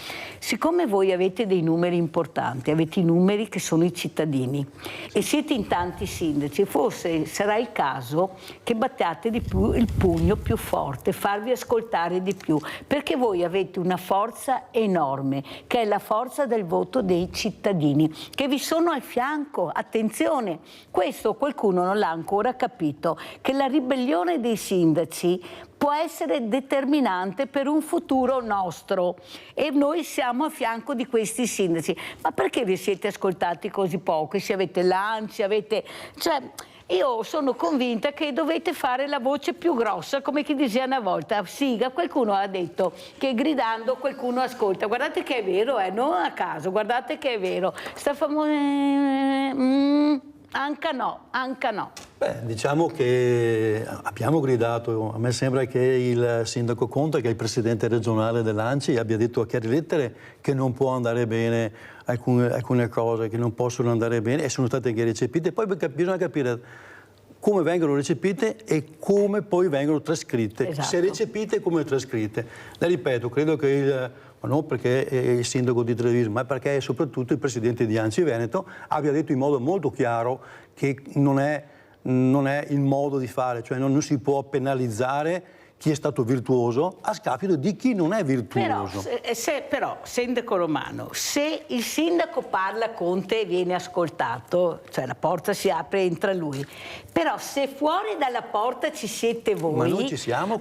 Sì, ma noi ci siamo. Sì, lo so, però non vi vedono, in quel momento vedono solo il sindaco Conte. Se voi invece andate in massa, avete visto quei trattori, cosa è successo, sindaco? Quando hanno visto il numero di trattori che si muovevano, fermi tutti, marcia indietro, perché funziona così, loro hanno paura dei numeri, i numeri fanno paura alla politica, perché i numeri sono voti. Forse il sindaco, quello, sì, il rappresentante che è anche bravo e dice le cose come stanno e niente da dire, però quando aprono la porta vedono voi tutti quanti assieme, tutti uniti, destra, sinistra, centro, perché è il cittadino che io rappresento. Forse provate anche voi come lo fate, cioè provare non nuoce, perché veramente abbiamo bisogno di persone che agiscano, non ne possiamo più, sindaco, glielo posso assicurare.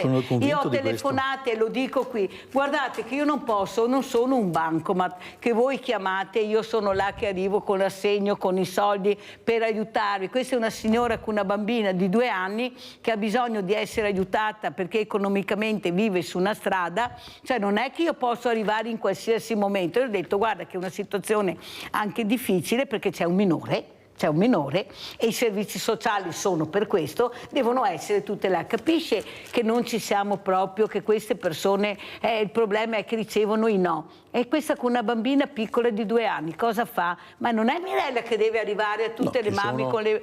ci sono degli enti preposti che dovrebbero fare questo, o sbaglio, sindaco? Perché siamo a sti livelli? No, è innegabile questo, che ci sono degli enti preposti, i servizi sociali sono istituiti per questo, quindi questo devono fare.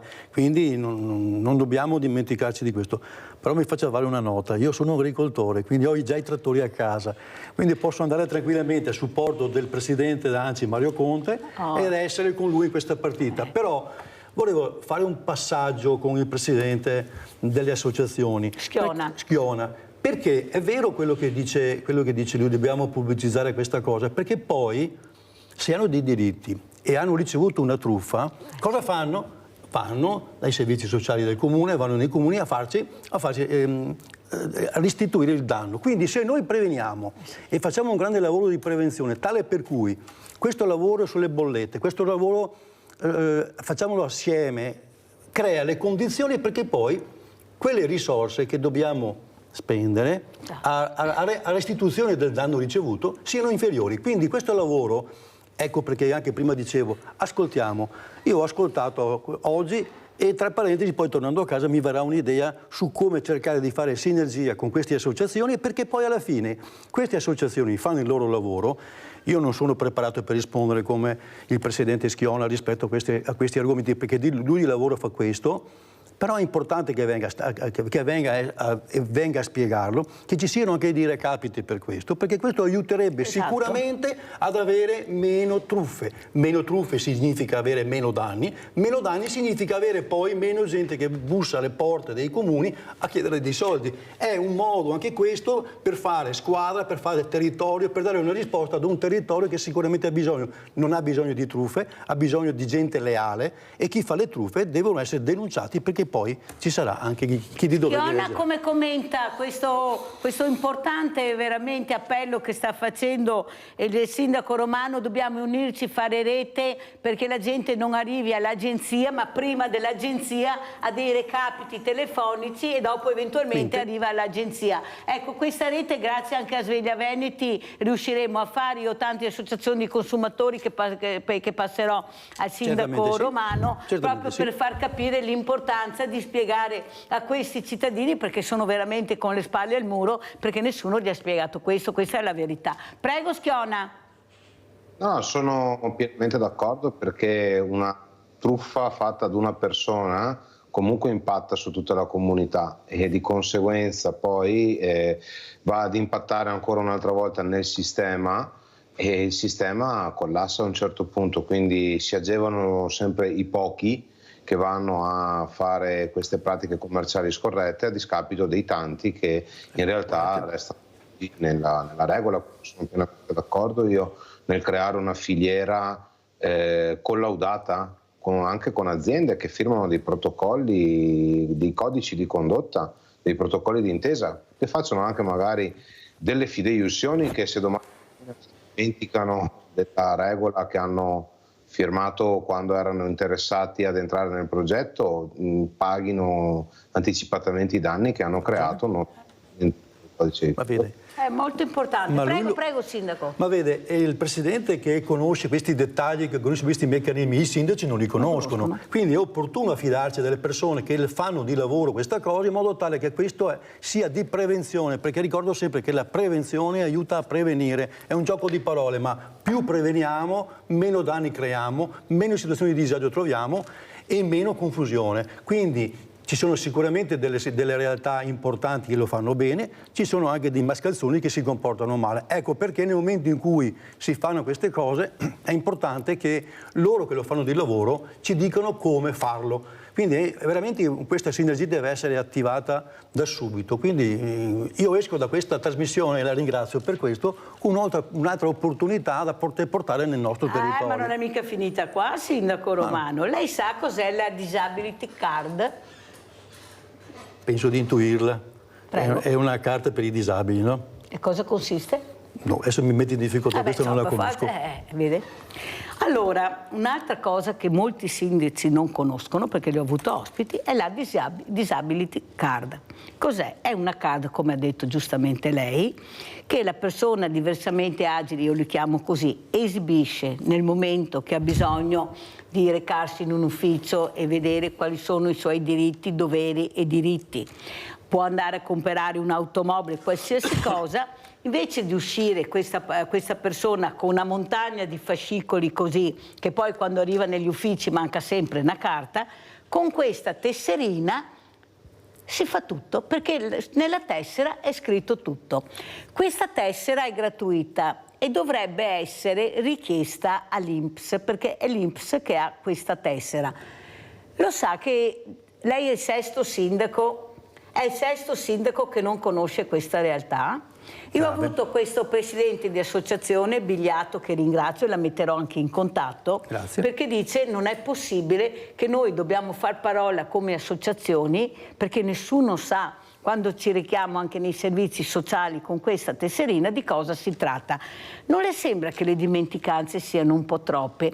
E anche una cosa che mi viene in mente, ma i servizi sociali, il ruolo che hanno non è anche di informarsi su quello che si può fare, le novità che avvengono, perché un sindaco mi ha detto sì, ma basta con queste card perché un'altra sì, ma intanto ho quella, visto che nella carta d'identità ancora non c'è scritto quello che tu dici, mi hanno dato questa tessera. Sindaco, vuoi essere messo al corrente che c'è questa possibilità? Non le sembra una cosa veramente scandalosa che le persone hanno telefonato diversamente agili, che hanno detto io non conoscevo che c'era questa possibilità, nessuno mi ha avvisato nei servizi sociali, nell'INPS. Non sarebbe che l'INPS dovrebbe mandare 2 righe a casa, visto che parliamo anche di fragilità, come succede con la carta di credito, che ti arriva a casa la carta, e dire da oggi in possesso di questa carta tu puoi fare questo, perché è scritto tutto. E dice giustamente Bigliato, ma vuoi mettere per noi quanto importante è, senza più uscire e aver dimenticato magari qualche carta che manca perché sono fascicoli così? Sindaco, anche questa le darò. Grazie di avermela data, grazie di avermela detta. E grazie soprattutto di dirmi di poter parlare con Bigliato, però ha perfettamente ragione Bigliato, cioè quando l'INPS predispone questa cosa, poi guardi, io non lo sapevo, io può darsi che i miei servizi sociali lo sapessero, andrò uscendo a capire questa cosa, però è indispensabile queste comunicazioni, cioè quello che a volte dà un po' fastidio è che ci sono le opportunità e non si conoscono, ragionavamo prima, ci sono le opportunità di capire se le cose sono a posto e non facciamo il percorso con chi ce le potrebbe garantire, ci sono queste opportunità che l'INPS dà e non ce le comunica. Quindi, oppure ce le comunica male, ecco, per carità, poi ci abbia comunicato, ma sicuramente non bene, quindi c'è da migliorare la comunicazione. È una cosa importante, Sindaco, che nel momento che l'assessore viene a conoscenza di questa cosa, che il servizio sociale la deve sapere, a mio avviso, perché anche si deve informare su quelle che sono le novità. L'INPS, adesso vedremo come funziona, perché non riesco ad avere la direttrice dell'INPS, ho avuto il direttore dell'INAIL, ma la direttrice dell'INPS faccio fatica, ma siccome è un ente pubblico deve anche venire a confrontarsi, però trovo assolutamente che nel momento l'assessore che è a conoscenza di questa cosa lo porti in giunta, perché tutta la giunta deve sapere di questa opportunità, perché è un'opportunità importante. Già hanno detto, poveretti, quelli che hanno telefonato, quando usciamo per noi è una tragedia, tra barriere architettoniche e quello che incontriamo. Ci manca solo che non sappiamo neppure di quello che ci aspetta di diritto di avere, perché allora facciamo la frittata. Piero da Treviso, ciao Piero. Ciao Mirella. Prego. Sì, dunque, sono perito elettrotecnico in pensione 76enne, faccio il controllo, abbiamo già parlato in passato con un'altra associazione presso ospite della tua trasmissione. Faccio il controllo gratuito come volontario di bollette elettriche e di gas. Non riesco a trovare una bolletta in cui non ci sia una irregolarità. È una roba tremenda. Ecco. E allora, per esempio, leggo su un fornitore, un distributore di gas, che a un certo momento sulle spese per la materia energia mette contributo mensile 6 euro al mese, 12 euro, contributo mensile di cosa? E dopo altri oneri in materia di energia, 29 euro su 2 mesi. Ma vogliamo sapere, allora queste persone le ho invitate a telefonare al gestore, al distributore, in parte sono riusciti a far tirar via questo importo, in parte hanno dimezzato e in parte non hanno fatto niente, hanno detto no, te lo tieni. Dico allora, dall'alto, da Roma, da dove vogliamo, l'ipodaria mia per una volta è mettere in chiaro quali sono i costi sulle bollette, così le legge tutti e se un motivo di lagnanza interviene direttamente col distributore di gas o di luce, punto di domanda. Non c'è la volontà politica di fare una bolletta chiara. Ecco, su centinaia di bollette che ho visto in tutti questi mesi qua, non ne ho trovato una, forse 3 mi sembra, ecco, di irregolari, tutto irregolare. E dopo il fatto che sono disponibili a tirar via l'importo, quindi mi hai truffato se mi hai messo un importo che non andava messo.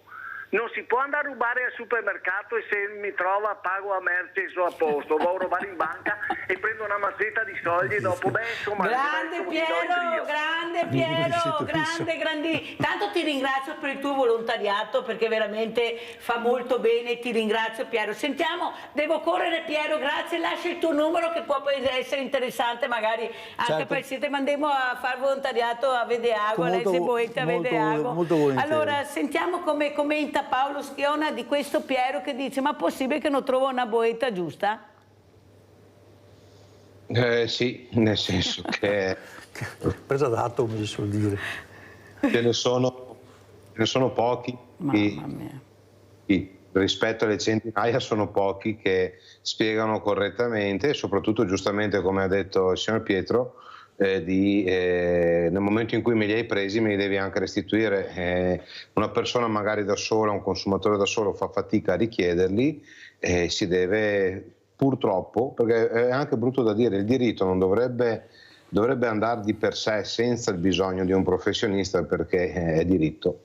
Il dovere, la persona l'ha ottemperato pagando la bolletta, il diritto è che se ti ho pagato di più me li restituisci e lì finisce. Nella realtà dei fatti questo gioco non funziona così. Ma sa Schiona che arrivano al Banco Solidale che sono terrorizzati perché i metalli e i fii, Mirella, i metalli a corrente, Mirella, perché questo è passato, Schiona.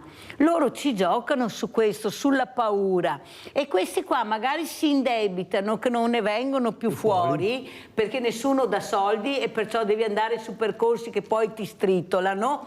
Ecco, perché la paura che veramente non venga più erogata l'energia o il gas. Cosa dice il sindaco? Non è il caso veramente di iniziare a fare squadre, di informare il cittadino sui diritti e doveri, sì, dovere di pagare, ma anche il diritto di capire cosa pago? Prego, sindaco. Mi trovo perfettamente d'accordo. Sì, diritto di pagare, cioè dovere di pagare, diritto di però che ci sia una cartella, una bolletta trasparente e chiara. Mi sembra una cosa strana, se mi hai addebitato 10 euro per un anno e adesso me li togli, è evidente che questi 10 euro in qualche modo non erano tuoi ed erano di chi? Miei, me li restituisci.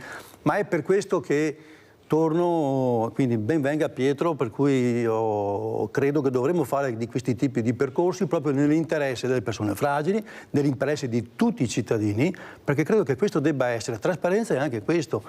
E questo, mi permetto di dirlo, dovrebbero essere fatti in modo molto più importante, molto più preciso, molto più incalzante rispetto a quello che facciamo oggi. Quindi ho preso degli appunti e la ringrazio per questi appunti che mi sono preso oggi. Doveroso, io faccio quello che mi dicono queste persone, ecco, e penso che fare rete, fare squadra con i sindaci sia la cosa più importante, sono quelli che mi fido di più, sindaco. Infatti invito quasi sempre i sindaci, anche quelli nuovi adesso, proprio per far capire che queste persone sono state votate ma perché hanno la passione di dare un contributo al loro territorio. Allora grazie a Giuseppe Romano, sindaco di Vedelago, grazie primo mandato centrodestra, grazie a Paolo Schiona, collegato da Padova, presidente associazione Atecon, associazione tutela energia e consumatori, di essere stati con noi, veramente grazie, vi metterò in contatto. Pubblicità.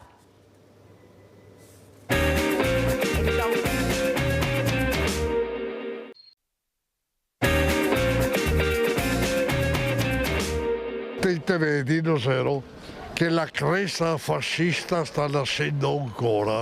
Classe 1926, nato in Piazza del Grano, oggi Piazza Matteotti, partigiano repubblicano, non si stancava di raccontare il bombardamento di Treviso, la resistenza, la liberazione, la ricostruzione dei totalitarismi. Era ancora oggi un fermo oppositore. Il Putin che noi avevamo in Italia si chiamava Mussolini. In Russia adesso c'è Putin, che è andato in cosa, dove sono andati? In Ucraina si è andato. No. E noi altri con il Putin Mussolini abbiamo fatto la guerra di Africa, siamo andati in Albania, con mandare militari dappertutto, morti dappertutto, perché avevamo il Putin. Alla fotografia si era avvicinato fin dal 1939, poi l'emigrazione in Argentina, il matrimonio con Carmen, trevigiana e partigiana anche lei, il rientro in patria, l'attività nel Partito Repubblicano, la nascita dei due figli, Laura e Luciano, l'avventura amministrativa ai 300 nel 1980, quando già si parlava del parco sotterraneo in Piazza Vittoria, le battaglie per la pedonalizzazione, contro lo spopolamento del centro. Nel 92 fu tra i fondatori dell'Istresco, quindi la donazione di molte delle sue foto all'archivio storico provinciale. Nel 2000 la cessazione dell'attività di fotografo, ma di immortalare in scatti ideali la realtà, l'attualità non aveva smesso mai, con o senza la macchina fotografica, malgrado l'età avanzata. Gli anni servono relativamente, serve la testa che funzioni, i problemi che vengono affrontati, mentre ci sono quelli che sono più giovani e con la testa è già vecchia da anni. Vasto e trasversale il cordoglio per la sua scomparsa, l'addio laico a Ettore Bragaggia, sabato mattina alle 10:30 nella sala del commiato del cimitero di Santa Bona. Allora, doverosamente, sapete quanto bene Mirella voleva Ettore Bragaggia, è stato ospite qui a Sveglia Veneti diverse volte. Abbiamo lottato con le unghie e con i denti per dare quello che si meritava, lo dico al nostro ospite in presenza, Giuliano Vanier, presidente ANPI Treviso, Associazione Nazionale Partigiani d'Italia, perché nonostante fosse cieco non si riusciva ad avere una svama all'altezza della situazione, perché aveva 45 e poi a furia di far capire l'importanza invece di questa patologia che era anche la cecità, siamo riusciti ad arrivare a 90 e nel momento che le porte di questa RSA si sono aperte, sfortunatamente l'abbiamo perso. Ecco, volevo ricordarlo per far capire che questi diversamente giovani non è che possano aspettare in eterno che qualcuno si decida a sburocratizzare, soprattutto a riempire queste RSA di professionisti che sono medici, infermieri, OS, di allagarne, di farne di nuove, ma non ristrutturare anche quello che abbiamo, queste ville venete, perché qui si fa solo svendita, qui si vende tutto. Quando c'è un problema si vende. Qual è il problema? Vendo, così mi tolgo le mani, il problema è che poi non si costruisce più. Allora invece parliamo proprio di partigiani. Del suo osservatorio cosa sta nascendo? Cos'è questo amore, questa passione anche del ricordo di quella che è l'origine di questa storia incredibile del partigiano? Prego. Oggi c'è una memoria che si è offuscata e questo dipende anche dalla scuola, dall'insegnamento nella scuola. Molti non sanno cosa sia stato in realtà il fascismo. Il fascismo non è stato soltanto la guerra, che è stato l'epilogo tragico di una vicenda, ma il fascismo è stato violenza fin dall'inizio e violenza al servizio dei potenti. C'erano quei soldati che avevano combattuto nel Carso durante la Prima Guerra Mondiale che gli avevano promesso la terra e poi invece della terra hanno trovato le bastonate praticamente dei fascisti, non gli hanno dato sostanzialmente nessuna delle cose che gli avevano promesso e quindi il fascismo è stato al servizio degli agrari prima contro i moti contadini, è stato al servizio dei grandi industriali del nord per reprimere le rivendicazioni dei lavoratori e prende il potere non perché avesse forza in sé ma perché è protetto da Casa Savoia e praticamente instaura nel giro di pochi anni una dittatura che ha significato per molti il dover scappare all'estero. Quando ci sono riusciti ha significato per molti finire in galera, in prigione, ha significato per molti, abbiamo ricordato Matteotti, una morte tragica e quindi è sostanzialmente questo. Io non credo che se si insegnasse nelle scuole cos'è stato veramente il fascismo oggi ci sarebbero tutte queste nostalgie come se avessimo bisogno dell'uomo forte. Noi abbiamo bisogno di giustizia, non di uomini o di donne forti. Verrà il giorno in cui sentiremo, secondo lei, Vernier, Giorgia che dirà sono Giorgia, sono una di voi, sono antifascista? Ma magari il problema vero è che loro sono dentro un meccanismo che in qualche modo li tiene stretti. Lì c'è gente che viene da quella storia, magari non direttamente perché molti ormai, visti gli anni, sono defunti, ma hanno imparato nelle famiglie a considerare quella storia come una storia positiva e certamente la Meloni ha difficoltà di liberarsi di questo apporto che è un apporto sostanziale alle loro affermazioni elettorali, ma poi c'è dentro anche gente che ha quelle idee, ci crede, insomma pensiamo alla seconda carica dello Stato, al Presidente del Senato, quello che tiene ancora i busti di Mussolini in casa, insomma, e quindi questa situazione li tiene sostanzialmente prigioniere, anche se in loro c'è una vocazione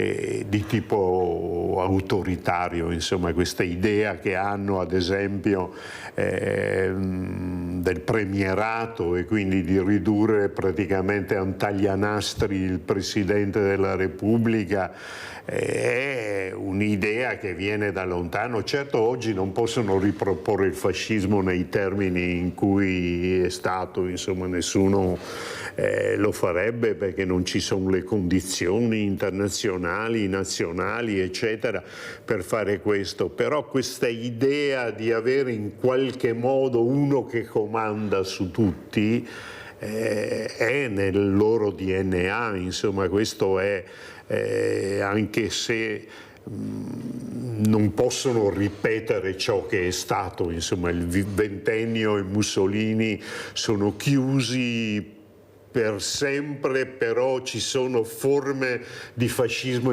come diceva Umberto Eco, il fascismo in camicia bianca, insomma, che è pericoloso come quello in camicia nera. Allora, prima di passare a Renzo Trevisin, che ringrazio, che è il prossimo ospite, Presidente regionale Federazione Agronomi e Dottori Forestali del Veneto, do la parola a Italo da Padova, se no mi cade la linea. Ciao Italo!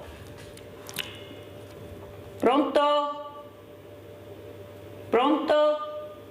Vediamo se recuperiamo Italo. Pronto? Da Padova? Allora saluto Renzo Trevisin, sentiamo ecco, questo presidente regionale cosa si dice, questa federazione agronomi, questo ambiente, questi dottori forestali, quanto importanti sono, specialmente se continuerà questo caldo, speriamo che ci siano pochi incendi, ma l'ambiente quanto importante è, Trevisin, salvaguardare l'ambiente proprio con questi alberi, con queste meraviglie che abbiamo, anche con le biodiversità. Prego Trevisin. Buongiorno Mirella, buongiorno ai telespettatori. L'ambiente è tutto, cioè non si tratta solo di alberi, abbiamo tutti gli ecosistemi agroforestali che sono quelli che ci danno da una parte da mangiare, dall'altra da respirare e da vivere, e quindi se noi non partiamo dal presupposto che la tutela di questi ecosistemi, che sono dei sistemi complessi che hanno bisogno della mano tecnico-scientifica di chi ha competenze in materia, rischiamo veramente di trovarci in grosse difficoltà. Ma in grosse difficoltà, lo dico in modo molto, molto semplice, molto concreto: cambiamenti climatici, problema di irrigazione e non irrigazione, di varietà culturali resistenti a questi cambiamenti climatici. Sono tutte scelte scientifiche, tecniche che vanno studiate e che vanno prese in considerazione sia nel settore agricolo, perché per esempio anche alcuni vitigni delle nostre colline cominciano ad andare in sofferenza per alcuni stress, ci sono altri vitigni che possono meglio resistere a questi cambiamenti climatici. Ma anche se guardiamo tutto il settore delle nostre foreste, dopo gli eventi che ci sono stati in questi ultimi anni da Vaia e poi le conseguenze di questa, e non solo, ma le conseguenze dei cambiamenti climatici che stanno devastando i boschi di abete rosso a causa del bostrico, questo insettino che si inserisce sotto la corteccia e va a far morire i nostri abeti rossi partendo dall'altopiano di Asiago fino al Friuli. Ma è ancora più grave questa situazione per chi non la conosce nel nord Europa, cioè andando in Austria, andando in Germania, dove ben più danni che da noi ha compiuto. Come si va, questo insettino, come si va a diffondere? Quando le piante vanno in stress, e lo stress è dovuto alle variazioni climatiche, in particolare l'abete rosso è una pianta che ama un ambiente fresco e umido. Se abbiamo anche solo 2 o 3 settimane, come sta capitando in questi giorni, no? di secco e di caldo, rischiamo che fra una quindicina di giorni queste piante vadano in stress.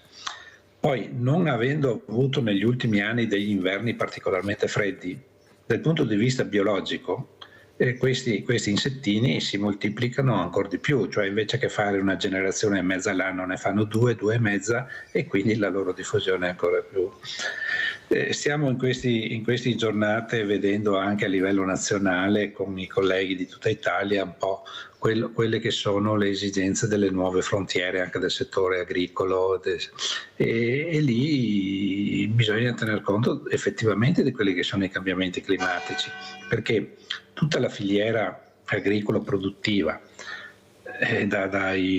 dall'ortofrutta, che per esempio con temperature alte come queste rischiamo di avere frutta che è prossima alla maturazione e si scotta in campagna, cioè veramente abbiamo un cambiamento che va affrontato e va studiato, insomma, ecco questo.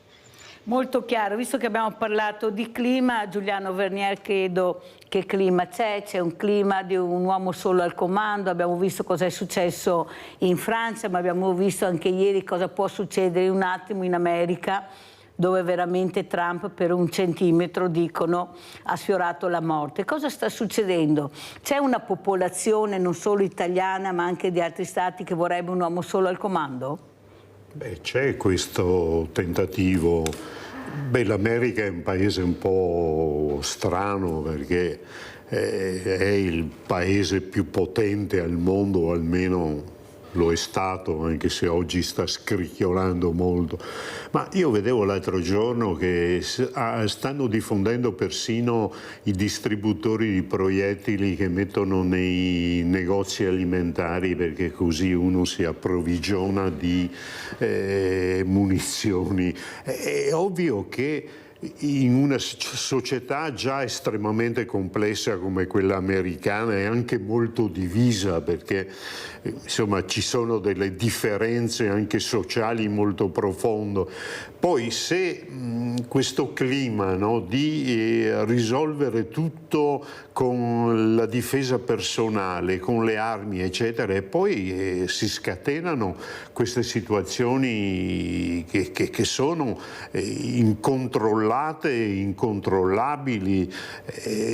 L'altro giorno, ieri, con il tentativo di uccidere Trump, abbiamo sfiorato una tragedia. Non so cosa succedeva se pensiamo a Capitol Hill, insomma, non so cosa succedeva se Trump fosse stato o ferito gravemente o fosse morto. E questa idea del risolvere tutto non con la diffusione della democrazia, con i parlamenti che contano, ma di arrivare sempre di più a una persona sola che comandi su tutti, che dia le regole, che guidi il paese, porta a questo, e questo riguarda anche l'Europa. Guardiamo cosa è successo in Francia, insomma anche lì abbiamo un presidente che è quasi un monarca e vediamo che oggi entra in crisi quel tipo di sistema. Ma se mi permette, volevo dire una cosa su quanto ha detto l'autonomia differenziata creerà 20 stati in Italia, 20 regioni che diventano 20 piccoli microstati e ognuno affronterà in modo diverso quelle questioni del clima, come difendere l'ambiente. Stiamo andando anche qui da un lato al volere l'uomo forte, dall'altro la contraddizione di spezzare il paese in 10.000 pezzi. Insomma, questo è un pericolo estremamente grave che abbiamo di fronte a noi. Sentiamo come commenta Trevisin. Trevisin, lei era una volta sceso in campagna elettorale, anche lei, sì. Ecco, perciò vuol dire che anche lei ha la passione un po' della politica, questa politica che si fa fatica, noi a casa, non addetti ai lavori, a capire dove vogliono andare a parare, perché questo vogliamo capire, se è la voglia di fare, di agire, o se c'è solo la voglia di fare gli interessi di qualcuno a sfavore di molti altri, perché questo è quello che stiamo vedendo. Prego. gli interventi che state facendo in studio mi stuzzicano molto da questo punto di vista. Intanto parto da quest'ultima considerazione sulle strategie, no? Noi viviamo in Europa anche dal punto di vista della tutela della biodiversità. L'Europa ha approvato una norma a cui gli Stati membri si devono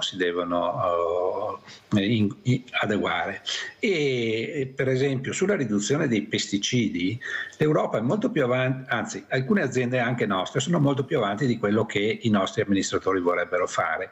Per esempio la riduzione del 50% dell'uso di pesticidi in agricoltura per il 2030, alcune nostre aziende anche del Veneto erano già arrivate a questo obiettivo, no? Adesso si è fatto marcia indietro per la pressione di alcune lobby, ma su questo fronte noi dobbiamo andare avanti, cioè non possiamo fare retromarce, non possiamo, cioè il nostro pianeta, i nostri ecosistemi li dobbiamo lasciare alle future generazioni e li dobbiamo lasciare possibilmente, io dico meglio di come li abbiamo trovati, ma spesso li lasceremo peggio di come li abbiamo trovati. Allora questi beni non sono a nostra disposizione, sono a disposizione di tutte le creature, sono a disposizione del creato, e quindi ma non lo dico con un approccio se vogliamo filosofico, lo dico con un approccio scientifico questa cosa. I cambiamenti climatici sono un dato oggettivo e se non teniamo conto di questo, e se non teniamo conto che tutta la biosfera, cioè tutti gli organismi che vivono in un ecosistema, sono un sistema complesso e non si possono affrontare in modo semplice, quindi bisogna mettere in campo tutte le risorse possibili che abbiamo, risorse intendo anche risorse di questa, non solo risorse economiche. Però Trevisi, noi sentiamo parlare molto di guerre, ne abbiamo una anche a 2 passi da casa, non è che pensano molto all'ambiente visto il dispendio di energie economiche allora per dare questo le armi, perché noi possiamo anche tutelare l'ambiente, questi strucca un bottone, ciao, ed è finito tutto. Cioè c'è propria consapevolezza del bene comune che è il clima, il territorio, l'ambiente. Trevisin? Mirella, tu mi stuzzichi, io sai, prima hai detto che ero impegnato in una campagna elettorale eccetera, sì, va bene, nel mio comune. Allora lì da questo punto di vista una proposta che avevo fatto era che se avessimo vinto le elezioni amministrative avremmo creato per primi un assessorato alla pace, cioè un assessorato in cui le persone devono costruire dei percorsi per imparare a gestire i conflitti partendo da noi adulti, ma anche insegnandolo ai nostri figli, perché poi i contrasti che ci sono nelle nostre società sono i contrasti, nelle nostre piccole realtà, sono i contrasti che poi ci ritroviamo nella gestione dei conflitti a livello delle relazioni personali, quindi se non facciamo cultura in tal senso non andiamo da nessuna parte. Abbiamo Luciano da Legnago, Trevisi, se non mi cade la linea, poi passiamo anche a Varnier perché il tempo è tiranno, devo correre. Vai Luciano, veloce. Pronto? Pronto? Buongiorno signora Mirella, è da questa mattina che vi seguo. Buongiorno ai vostri ospiti e specialmente il signor Casonato che ho sentito. Sono persone serie, persone che non fanno le curve nei discorsi. Questi li farei ministri, perché in Italia è inutile, Mirella, che ti voglio bene, so che sei una grande donna, caritatevole e tutto, però delle volte non devi contraddirmi quando io dico che la criminalità è aumentata di italiani e di stranieri, e qua ci vuole una mano pesante del governo che mette in ordine, perché non è possibile tutti i giorni furti, rapine, omicidi e scipi, e non lo metti, devi mettere in dubbio, perché una buona parte di italiani fanno schifo, lo sappiamo, ma anche una grande parte dei stranieri, e questi signori che sono venuti per spacciare droga o fare delinquenti devono essere rispediti al loro paese. Perché l'altra volta mi hai detto che esagero. No, stamattina hai parlato bene, sei stato corretto. Quando io ti riprendo è perché vai oltre, e l'oltre non esiste. Questa mattina hai parlato benissimo e ti ringrazio. Quando c'è qualcuno che si comporta male, indipendente, italiano, nero, verde, arancione, se sbaglia deve pagare. Questo è quello che mi piace che hai detto questa mattina, e ti ringrazio Luciano. Sai che la correttezza regna sovrana in questa trasmissione. Allora, quello Varnier che preoccupa è se si vuole veramente parlare di pace o se si vuole parlare di altro, perché qua facciamo fatica a capire cosa sta succedendo anche con questa nuova Europa che dovrebbe nascere fra poco. Prego.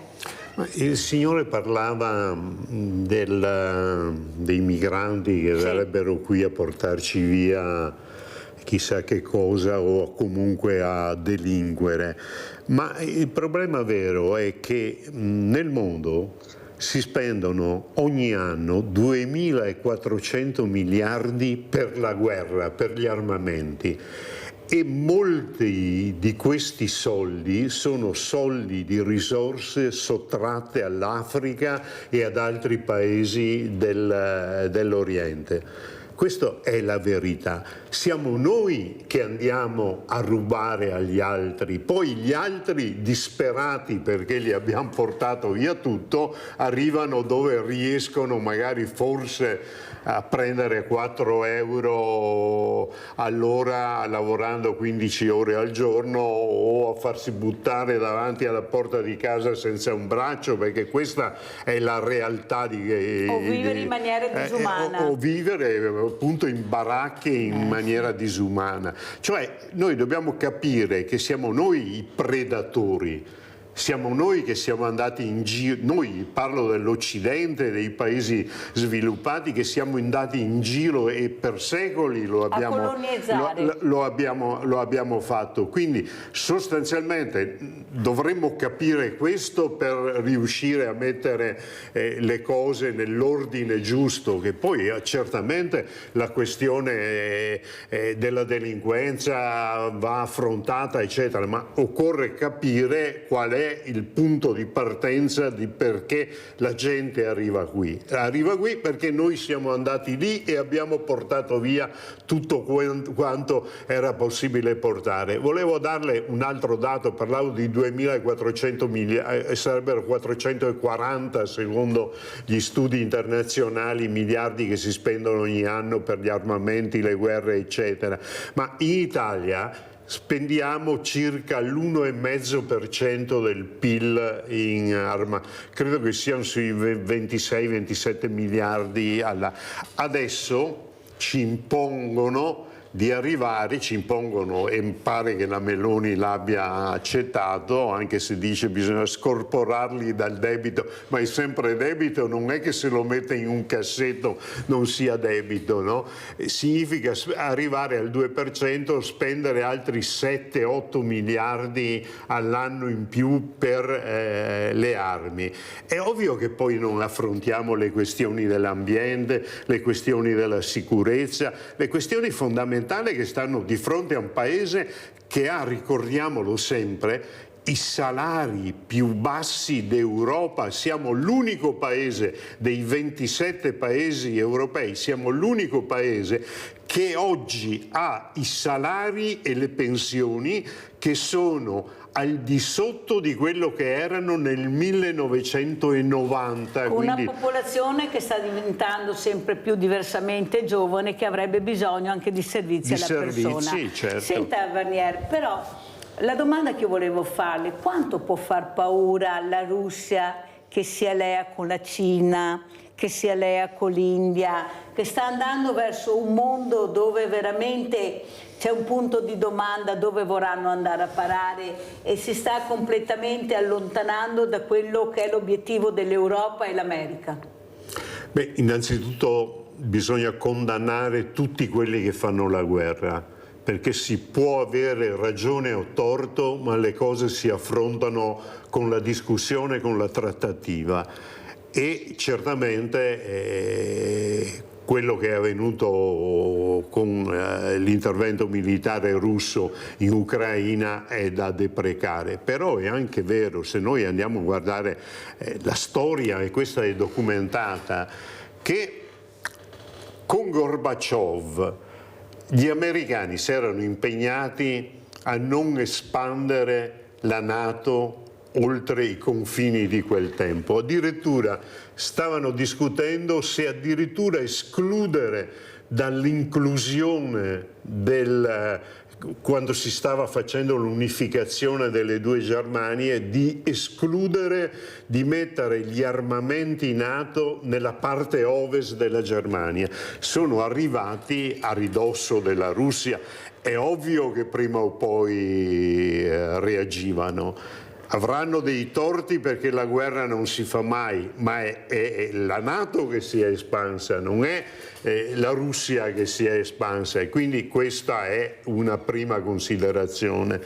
L'altra considerazione che va fatta è che oggi si sta sgretolando quel mondo che era imperniato sulla supremazia americana, perché non è solo Russia e Cina, persino l'Arabia Saudita sta entrando, quindi un alleato storico degli americani sta entrando nei BRICS.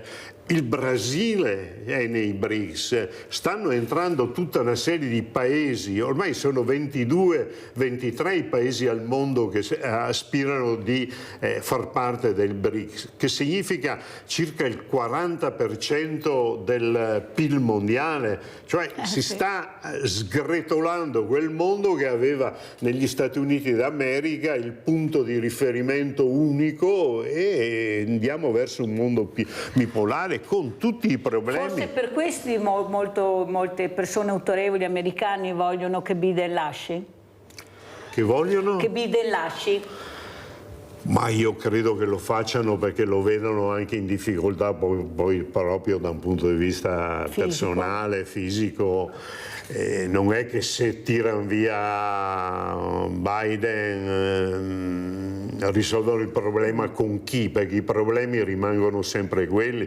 Certo, lì hanno il problema, purtroppo, e qui ci troviamo praticamente con la più grande potenza militare al mondo, che ha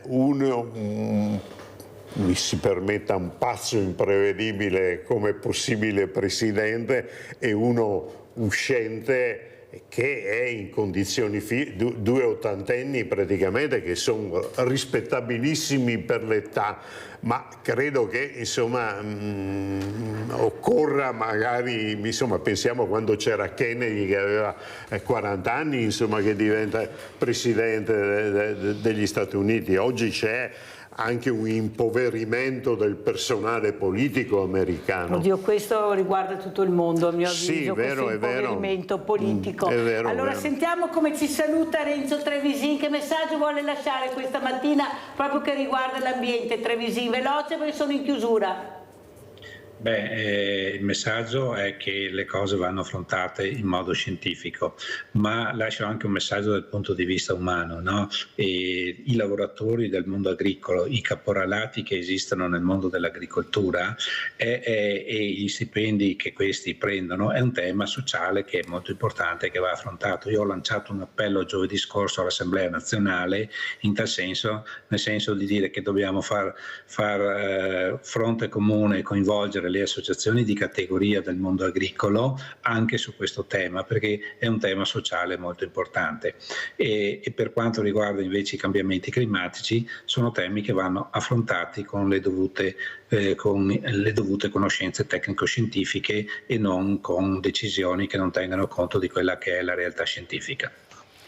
Penso proprio che Trevisin abbia detto delle cose veramente reali. Il problema è capire se attorno a questi tavoli si siederanno persone competenti che hanno voglia di fare, di agire, o se saranno i soliti tavoli che poi non conosciamo mai cosa decidono, cosa fanno, perché la trasparenza in questo paese è una cosa strana. Non so dove sia finita la trasparenza per quanto riguarda anche la politica, che dovrebbe dare e dire le cose che fanno anche in Europa, perché tutti ce la prendiamo con l'Europa o quasi, ma in Europa abbiamo anche i nostri parlamentari italiani che firmano e non ci dicono mai quelle commissioni alle quali partecipano cosa hanno deciso di fare. fare. Questo è il Paese purtroppo in queste condizioni. Perciò io ringrazio tanto Giuliano Varnier, Presidente ANPI Treviso, Associazione Nazionale Partigiani d'Italia, ringrazio da Belluno Renzo Trevisin, Presidente regionale Federazione Agronomi e Dottori Forestali del Veneto, di essere stati con noi, perché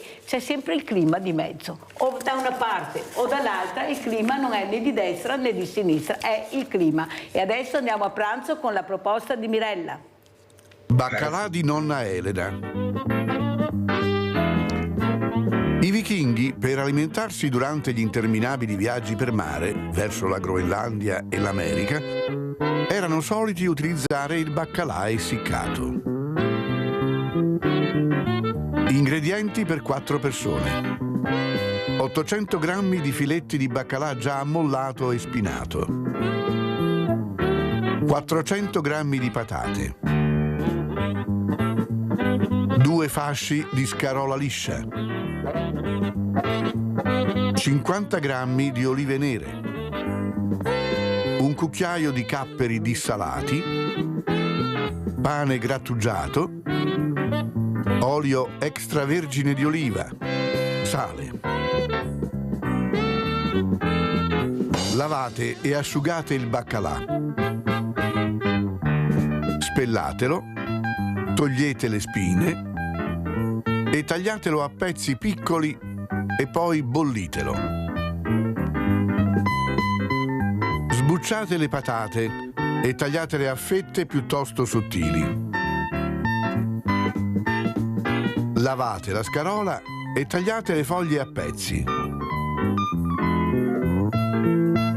In un tegame da forno mettete un cucchiaio di olio. Disponete uno strato di patate, salate leggermente, sovrapponete uno strato di scarola e poi uno strato di baccalà.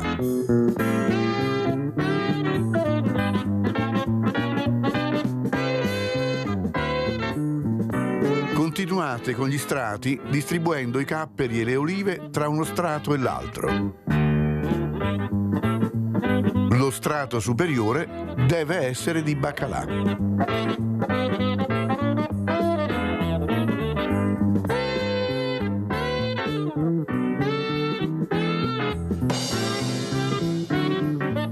Cospargete con un velo di pane grattugiato e un filo d'olio.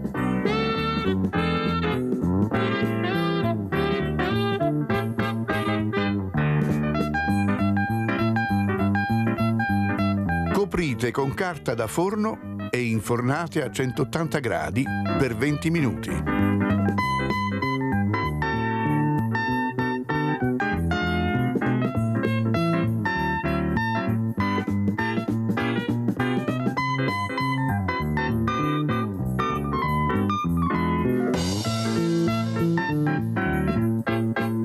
Servite e buon appetito!